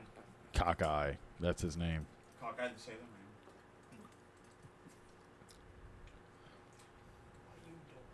Matthew's lost the feed here. Yeah. So what do you want to talk about next? I don't know. I mean, shit, dude. Let's talk about... Let's talk about the fact that you still don't have a radio and haven't listened to Coast to Coast AM. We need to be listening. Supposed to give me one? I don't know. I think I was supposed to. You're probably right. I'm supposed to give Jeff one too. I got to give Jeff a radio. It sounds like I got to go garage sale radio shopping. Sounds like you need to be a friend who follows through on things. I know. I don't know. No, you're right. You're right. I don't know, Mikey. I'm trying to be the friend that. No, you're trying to help me. I know you're doing that. That's not afraid to tell you the things that might hurt because. Shouldn't they make like a Juggernaut origin story movie? I mean, I know didn't they like barely had him in one of the in the movies. Well, yeah, they had him in the Deadpool 2, and then Deadpool 2. That was it. And then he was in Deadpool Wolverine. Yes, a little bit. But they need to have. I mean, they need to have like an actual Juggernaut story, right? Yeah, I mean, I guess. I think it'd be cool. Character. He's like a punchline. But I think it'd be cool to have. I mean, as much as they've. There's a little. I mean, they could do a lot of pick any random like not really expanded on guy. Juggernaut would be interesting because he's Professor X's brother, but I don't know how much people would really care about him. My top three would be just different. I'm going to skip around, but Juggernaut, Colossus, and what's his name? Colossus would be great. Juggernaut, Colossus, and from Batman, Killer Croc. Dude. Just because you're more fascinated Killer Croc. Like how'd that guy come? How you gonna? Yeah, and how you gonna do Killer Croc? He's like less like popular, but still like popular enough to where people would recognize him. Mm-hmm. Yeah, that's funny. Yeah, I mean the Penguin. They're getting that whole series that's coming out. With Colin Farrell. Right. Yeah, it's coming on HBO Max. It's coming out soon. Dude, Colin Farrell. He's legit. He's a lobster. He's a penguin. He's a man. What would you say about his presence? Josh Brolin-esque or no? Nah. I mean, he doesn't command a room like Joshy. Josh. He doesn't command a room like Joshy, but he's convincing. Old Josh, man. Yeah, Josh Brolin, he will command a room. And he could actively try not to. That's the thing. He could try not to command a room, and he still would. Colin Farrell could try not to, and then he you know what I mean? Josh Brolin can't hide his presence. No, Josh, he really can't. He can't walk in barefoot. He might as well be 10 feet tall because whatever he's doing, he can't hide it. He might as well just be that tall. Oh my God! You know, dude, him in No Country for Old Men, he was a bad dude. Tell you, man, he was a bad dude in No Country for Old Men. He was, man. Hey, in light of wearing the shirt, what's our old buddy Softmax been up to? What's our friendly clown been up to? Well, you know, he pops up outside my window every now and then with Miller High Lifes. No, I don't know. I've been seeing him here and there. I think he's had some book we should probably shoot him a friendly message, being like, "Hey, man, I'm staying in the loop on your stuff," and just like I always like his stuff, you know. Oh yeah, for sure. You know, just do a human connection message. Check in on him. Yeah. We need to check in on him. Like, how long? Okay. Be like, hey, we're this long away from 6 months. Yeah. You know, something like that. Just be like, how you doing? It'd be like, we call it. We think about you. Well, we think about you. We're thinking about you. I'm still wearing your shirt, which, by the way, guys, he hasn't washed it. You know what I will say? I'm just. Are you the first person that bought the shirt? Period. You think you're the first one? You might be. You were at the beginning, so you. Like, I think I might be one of the first people to have bought Stamo merch, just because, like, right when it came out, like, I think I had to be one of the first. A lot of people I'm seeing on the internet, a lot of people are wearing the Softmax Plus shirt, but I just want to say that all of a sudden I started seeing the shirt. It's great that they are, but you need to know who did it first. I started seeing the shirt a lot after we started interviewing the guy, which is really fortunate. It tells me that we've reached people, and I love it. I love it that more people have seen this funny little fella. I love him. What a guy. I really can't wait for the day. We're going to go to Cincinnati one day. We're going to pop up on him. Or perhaps he'll be here closer, and then I'll just pop up on him. I hope. Nothing like an unannounced guy. You know what I mean? An acquaintance You know showing what I up mean? later. Like, oh, hey. Whoa, what are you doing here? It's like, hey. We're just stalking you. It's not a problem. It's like, don't you live in Texas? Oh, we were just in the neighborhood. We're just in the neighborhood. We happen to be I'm saying, like, where you I'm are saying right if there's now. something going on and he's rallying for support.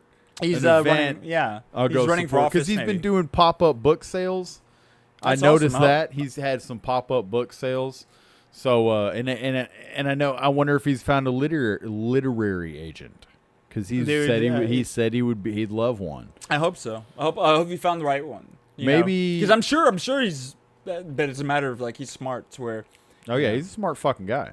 To where not take a deal that's not good for him, which is great. When we talk to him, kind of get into knowing that where he's a place to where he can, he's not just gonna grab at something. No, and that's good. No, that's good because you don't want to see your favorite neighborhood clown, Yeah, get clowned. And you can't, but that's the thing. You can't clown a clown. Or you'll see who the real clown is, I guess. You clown a clown, then you see who the clown really is. If you clown a clown, you better not come around. You clown with the clown till you're down on the ground. Speaking of which, I need to get some ICP shirts. I've been saying that. Yeah, for my sister would be like, hey, Christina, this is in your honor. Since you're the only human I know that's been to an ICP concert. I need some ICP shit. My sister. This is great. I just want an ICP shirt. I want a couple of them. Why not? Get some Juggalo. You might as well. Fuck yeah. I want some Juggalo shit. Hey, man, they're committed to their bit. I give them that. Yeah. I mean, the Dark Circus. Yeah. I'll buy a Tool shirt. I'm cool with Tool. I can wear a Tool Exactly, shirt, man. Yeah, dude, prying open my third eye all the time. I really am. That's some heavy shit. Yeah, it is heavy. Let's keep talking. All right, well, let's push through it. You want to push it? Do we get into shit that I was going down a rabbit hole on this weekend? What were you going down a rabbit hole on? Oh, let's see. Last night it happened to be. Well, I'll just ask you a couple questions. Oh, I never really told you. Oh, I never did respond to that bot. So to those of y'all who were listening, or that maybe had paid attention to the other episode where we brought up Anna and the random text message from potential AI bots. Yeah, that I think is not a human. I got a text message the other day, and it was like, "Hey, Kathy, it's Millie." It was a perfect intro of me asking, like, yeah, have you got a text from a random person, but they're texting you as though they're texting someone they know. Yes. Like they somehow input the wrong number. The first message they that sent, specific method. They said, "I'm signing up for swimming lessons. Would you like to sign up as well?" Yeah, such a thing towards like this person must have somehow sent this to the wrong number. Somebody else. Yeah. And so I just responded and I said, "I think you have the wrong number." The person then responded back a little bit later and was like, "Dear Kathy, it's me, Millie," or "Dear Kathy, it's Millie. How have you been?" or "How are you?" or something. And I just replied and I said, I didn't say I wasn't Kathy. I just said, "Could you remind me of how/when we met?" And then they sent back like a little like, and they still haven't responded? Nothing.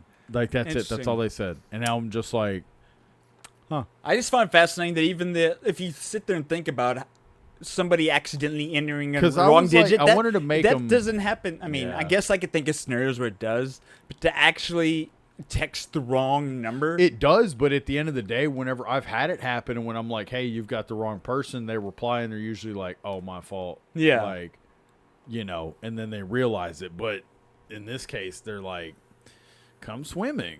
I'm like, no, thank you. I'd rather not. It's interesting. I texted mine again. Did you? Oh yeah, I'm sure she's texted it a couple. A memoir. Let's see. And I just need to send her and say, like, hey, have you watched the... You should watch the last episode where I talk about how I think you're not a human. That's awesome. Send her a link to it, actually. I should. I guess it's like a... Been busy lately, or you don't want to be my friend anymore? Because I stopped talking to her. I said, sorry, I've been super busy and exhausted last week. Been working family stuff and animals. How have you been? Not bad. Did something happen? They asked. Nothing out of the ordinary. Let's see. Nothing out of the ordinary. Just busy time of the month with my job. Not bad is better than bad. It's true that busy work often makes us tired, but it's those busy moments that allow us to grow and develop in our careers. LOL. And I was... That's the wrong that place. That was a weird place to put an LOL. Put an even- LOL. Yeah, very, but I just kind of let it go. Very true that then I just start saying, okay, I'm going to kind of get philosophical. The path towards improvement is often not easy, which is why many may never reach their potential. Then she says this long thing. The road ahead is often full of setbacks, but for us, I will not think about these setbacks, but will seriously look at the scenery on the road because I think that is what makes me happy. Many people, in my opinion, cannot realize their potential because they lack of opportunities. Perhaps they have more or less encountered a lot of opportunities, but it is because of the lack of understanding or not decisive enough to miss the opportunities. So they will complain. So they complain that life is not fair to them. What the fuck? So what I said triggered that. Well said is what I said. And then she says, so we have the same point of view and you can share your different opinions with me. We're in different fields. We're exposed to different things. And I haven't responded, and that was, a couple days ago. That's some... What? I don't know, man. Like, who said something like that? I don't know, man. That's some weird shit. Somebody need a friend. This I don't AI know. might Maybe. need a hug. Maybe. Do they have pictures? Like, This- what's their... Is that a dog? Oh, it's a person. Oh, okay. It's from over their shoulder. I mean, like, Yeah, that that's looks like a stock. stock That photo. looks AI as That fuck, looks like a too, stock some photo shit. or Yeah. just some random... Girl by bridge. That girl Yeah. probably wouldn't even buy that fucking bridge. Yeah, it looks so just like they pulled Yeah. some stock photo that's on there. But hey, they're my AI You should just friend. be like, you should just say, do you need some money? Just say No, that. I honestly wanted to try asking them for money. That or just, okay, yeah, that or just I'd be like, hey, no, we don't know each other well, but with my kid, even if I think it's a scam, still somehow at the end, just try and scam the scam. And if anything, you got a 20? like try and scam the scam, dude. Or just have that mindset to where like my end game is to actually somehow ask them for money, dude. Dude, that's actually And then what I if they should can't, tell them to reciprocate with 100,000 followers. I don't know why I said 100. Maybe we That I could mean go for that a million. just because I'm a person. I mean, I care about people in general enough to where, but I would like to be able to actually have the idea in this plan to over time try and ask her for money. Try and monetize this random occurrence and just treat this like a game to where how do I just game them. Which is terrible. I can't do that to another human. We got to I don't figure, think but it's a we don't human. think it's a human. That's yeah, the whole thing. That's again, we don't think this. And is if the they person. do actually, I'd be like, well, yeah, so, and so the hold whole on, thing, don't actually, don't send me money. I was just, or yeah. just be it like, or if they did, I'd send it back or something. Or then I'd wonder, is the AI access have its own fund that's pulling from? I would just say you could always ask it and then see the response, because if it's an AI, it can't pay you. So all based off its response, it'd probably be like, you know, it probably. I'm not thinking it's gonna have a human response. Is the I thing. mean, I don't. She None hasn't of really that's- had human responses, so that's no exactly. So it'd almost be like, what would their response be? Yes, and you know most human responses of what like asking a stranger for money would fucking be like. You know the response you give to strangers when they're like, And that's hey. why we need to make our relationship closer. Here you go. We need to get AI bot money. Yeah. Ask for a Bitcoin. But not in a weird way. Ask for Obviously, a because I Bitcoin. talk about it with my wife and stuff. So it's like, she knows I'm not going to be trying to do anything. yeah. Like, ask for a Bitcoin though. like, hey, do you have any Bitcoin laying around? Yes. Could I have one Bitcoin? Hey, yeah, do just one, please. That's all. It's not one coin. Come on. One? How much could it be? Come on. How much? How much is it? It couldn't be that much. How much is one Bitcoin? I mean, it couldn't be. Oh, right now it's down at around 60,000. I saw something the other day where they were like, there was some competition they were doing on for some gaming competition or something, and like first place got like 500 or $600, second place got like 300, third got something, fucking fourth place got like fourth and fifth got like Bitcoin, 1 Bitcoin. Oh, like and from way back when. Yeah, and it was like, dude, holy shit. Oh yeah, like an old picture of like some guy paying for pizza with Bitcoin. Yeah. Oh, yeah. That was ridiculous. Yeah. You never know. awesome. You don't know till you know. Yeah, check your old hard drives. I guess what? Do we need to wrap it up? We need to wrap this up. Probably wouldn't hurt to. Probably wouldn't hurt. Have some type of a. We're losing direction. Yeah. Now we can get into contextual segments and other weird shit some other time. We need to get a guest on here soon again. Speaking of which, there's been somebody I've been in touch with an old friend of mine. Sonny? No. Oh, no, Alec? An old friend, Alec. Yeah. Okay. He's on Instagram. You want to plug his Instagram real quick? Plug it. Let's do it. Let's plug the homie Alec's Instagram. We gramming. I haven't talked to him in years outside of recently. And he's he's got his own thing going on in the city, and it's pretty dope. Going thing on in the city. And so like I just recently saw him on Instagram and saw that he's got this stuff going on. So y'all go follow him. What's his Instagram up there? It's Control Alt Alec. CTRL. Yeah, he just got that little red. Instead of Control Alt Delete, Control Alt Alec. Yeah. Yep. And so no, I mean he's dope, man. He's doing cinematography stuff. He has his own design. Yup. He's doing DJ like stuff. Like you can curated club event. Watch so he does a curated club event thing. Yeah, exactly. He's doing. Where's this at? Like what city? It's here in Dallas. Click on it. Yes, that's what I'm saying.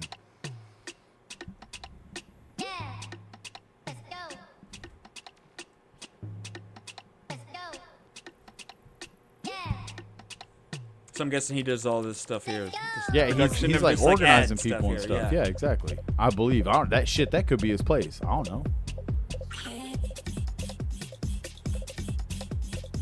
But yeah, it's like obviously they've got a bunch of like-minded people that are getting together and vibing and playing some music, and it's a dope setup. Yeah, that's actually cool. Music's sick, and I'm sure he's the one making all these edits. Yeah, he's got some badass edits. No, yeah, no, exactly. You click on his.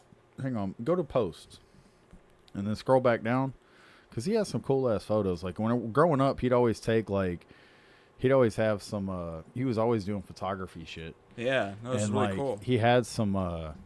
He's got some cool shit on there. He's posted. Yeah, before. No, They might have just been design. It's like all graphic design work he's done.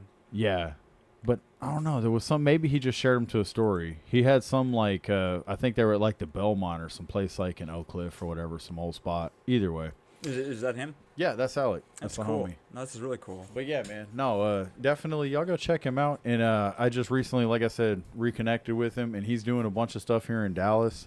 That's awesome. He's doing, like I said, the DJ thing. And he's, like I said, what is it? That founder of what is that? Yeah, Euphoria, that curated club event. That was basically. Exactly. Promoting, yeah. So so I've been talking to him. Hopefully, that'd be awesome. We'll get him on here soon to kind of talk about what he's going on because I'm super interested. And like I said too, he's doing cinematography stuff as well. And so, I mean that's also like up your alley. So I'm super intrigued to just talk to him about that. Pick his brain and see what's up. But yeah, that's awesome. So yeah, shout out to the homie. That's somebody else should go check out on Instagram again. Control Alt Alec. It's a little red dot. Yep. Little red dot. But yeah, man. So, what do you want to get into recommendations? Of the week, I buddy? guess so. You go. Me first. All right. So, if you're presented with an opportunity to do something last minute from like a friend or some, whether it's like, oh, I had someone who's bailed on going to a concert with me, or just some random, or if you get invited to. Or just something like that, some experience that's outside of what you're planning. Like you could expect, which would probably just be like, oh, I was just gonna be home, I was gonna watch the show or do something. Somebody hitting you up, and but someone like, hit hey, you up and I got presents you with ticket to the something. Ranger game. Yeah, do it. Yeah. do it. And a lot of people might, but I think a lot of people at the same time, if they're already like ready to get home and be comfortable and do stuff, do it, even if it's like outside of your comfort zone, especially if it is. And just for the experience of changing things up, just because we're talking about that earlier, just on the psyche, just just literally just changing up the monotony, the mundane, and to have it just be such an unplanned variable makes the it's not wasn't even planned or something. You could plan doing something out of the ordinary, but to have it presented like that, it's almost like maybe you need it and you don't even know it, And there's a good chance you do. Yeah, and just to switch it up or connect with the person that maybe you talk to all the time, or maybe you haven't really talked to. Who knows? Just go along for the experience and just appreciate the experience of it. And even if it is, man, that sucks. I remembered why I don't like doing that. Yeah, but exactly. Just appreciate it to appreciate home more. Anything. Yeah, to where exactly. To appreciate go to where your quiet even if time. it's a bad experience, it was good for you because it makes you realize that normal is a good experience, What your normal baseline is of what you're doing is actually a lot better than, because you get trapped in that it's boring, and then you go do something else and you're like, fuck, damn, that's actually what the good thing is. I forget. Yeah. And you're like, damn, I already you need to be reminded, or you really like it and it's something you needed and maybe it gets you out more. You know? So yeah. My recommendation would be watch a movie outside your genre. So like a different language. Your oh no. Yeah. Sorry. No, that was my bad. No. I mean your geographical region. Yes. Okay. Okay. So if you're a guy who only watches comedies or action movies or sci-fi, watch something. Watch a western or a drama. Maybe even a romantic movie. And maybe see how some of them possibly cross over. Yeah. Or connect. Yeah. Watch how maybe some of these different, you never know. Just have some fun with it. Watch something different. And maybe watch something old. Maybe that's the thing. Watch something definitely. old. Yeah, I like that. Watch something old. And we'll say old. Old will say that it was made before you were born. Yes. Whenever you happen to be born, who's hearing this. Make old be like it before you were born. Before you were on this planet. Whether you're 20 or 40, be like, okay, then that'll help you figure it out. Yeah. Yep. Exactly, before you were born. So watch something old that came out before you were born. Okay. Yeah, it can be your genre. It can be what you like. It can be the type of And this movie is like you more an assignment that everyone can do because they don't have to wait for an opportunity. But it's like, no, this is something for you to do. So go find an old movie. It can be a sci-fi if you like sci-fi or horror. Go find some old shit and watch it. That's my recommendation. And also be kind to each other out there. That's two. Those are two different things. Be nice. No, I mean, we can scratch the first one and make it the second one. No. See, okay. It's like in the jury. Pretend like you didn't hear him say that whenever we said objection. But you said it, so. But be kind to each other. Yes. Let's be nice to each other out there, guys. See that person, be see kind. that loved one in your neighbor. Or if you're playing baseball, don't throw pitches and say don't hit the ball towards the pitcher. If you're playing softball with high level recreational softball, don't hit balls towards the pitcher. Let's be nice. It's an unspoken rule. It's an unspoken rule, but they know it. They know it. They know it. It was back when men were men. You didn't hit, it's your pitcher. Man. Now it's the game's full of shapeshifts and scallywags. Beer Fest. That's a Beer Fest quote. Dude, no, it's a Beatle. I love. I've talked about Beer Fest. But guys, I truly hope that this podcast has blessed your ears and your life. Yes, uplifted your spirit. We hope that whatever day you happen to listen to this, or Matthew happens to put it on Spotify, happen to stumble it up them steps. We hope that you enjoyed it. We hope that you will come back and join us again for another time, because let me tell you something, traveler. We have enjoyed your company. We have. As always, we enjoy your company. And we ain't going nowhere because we ain't doing anything else. Hell no. I'm going to be right back over here in a week, maybe less. Other than gas, we'll talk, but it costs me my useless time. They can't get rid of us if they wanted to. They probably can't. We're stuck. Joe Rogan, you're going to keep seeing us in the hallways. Joe Rogan is going to keep giving us wedgies, and we'll keep giving him swirlies in the toilet. Yep. Yeah. But until then, be seeing be you. seeing you. You got any beef jerky?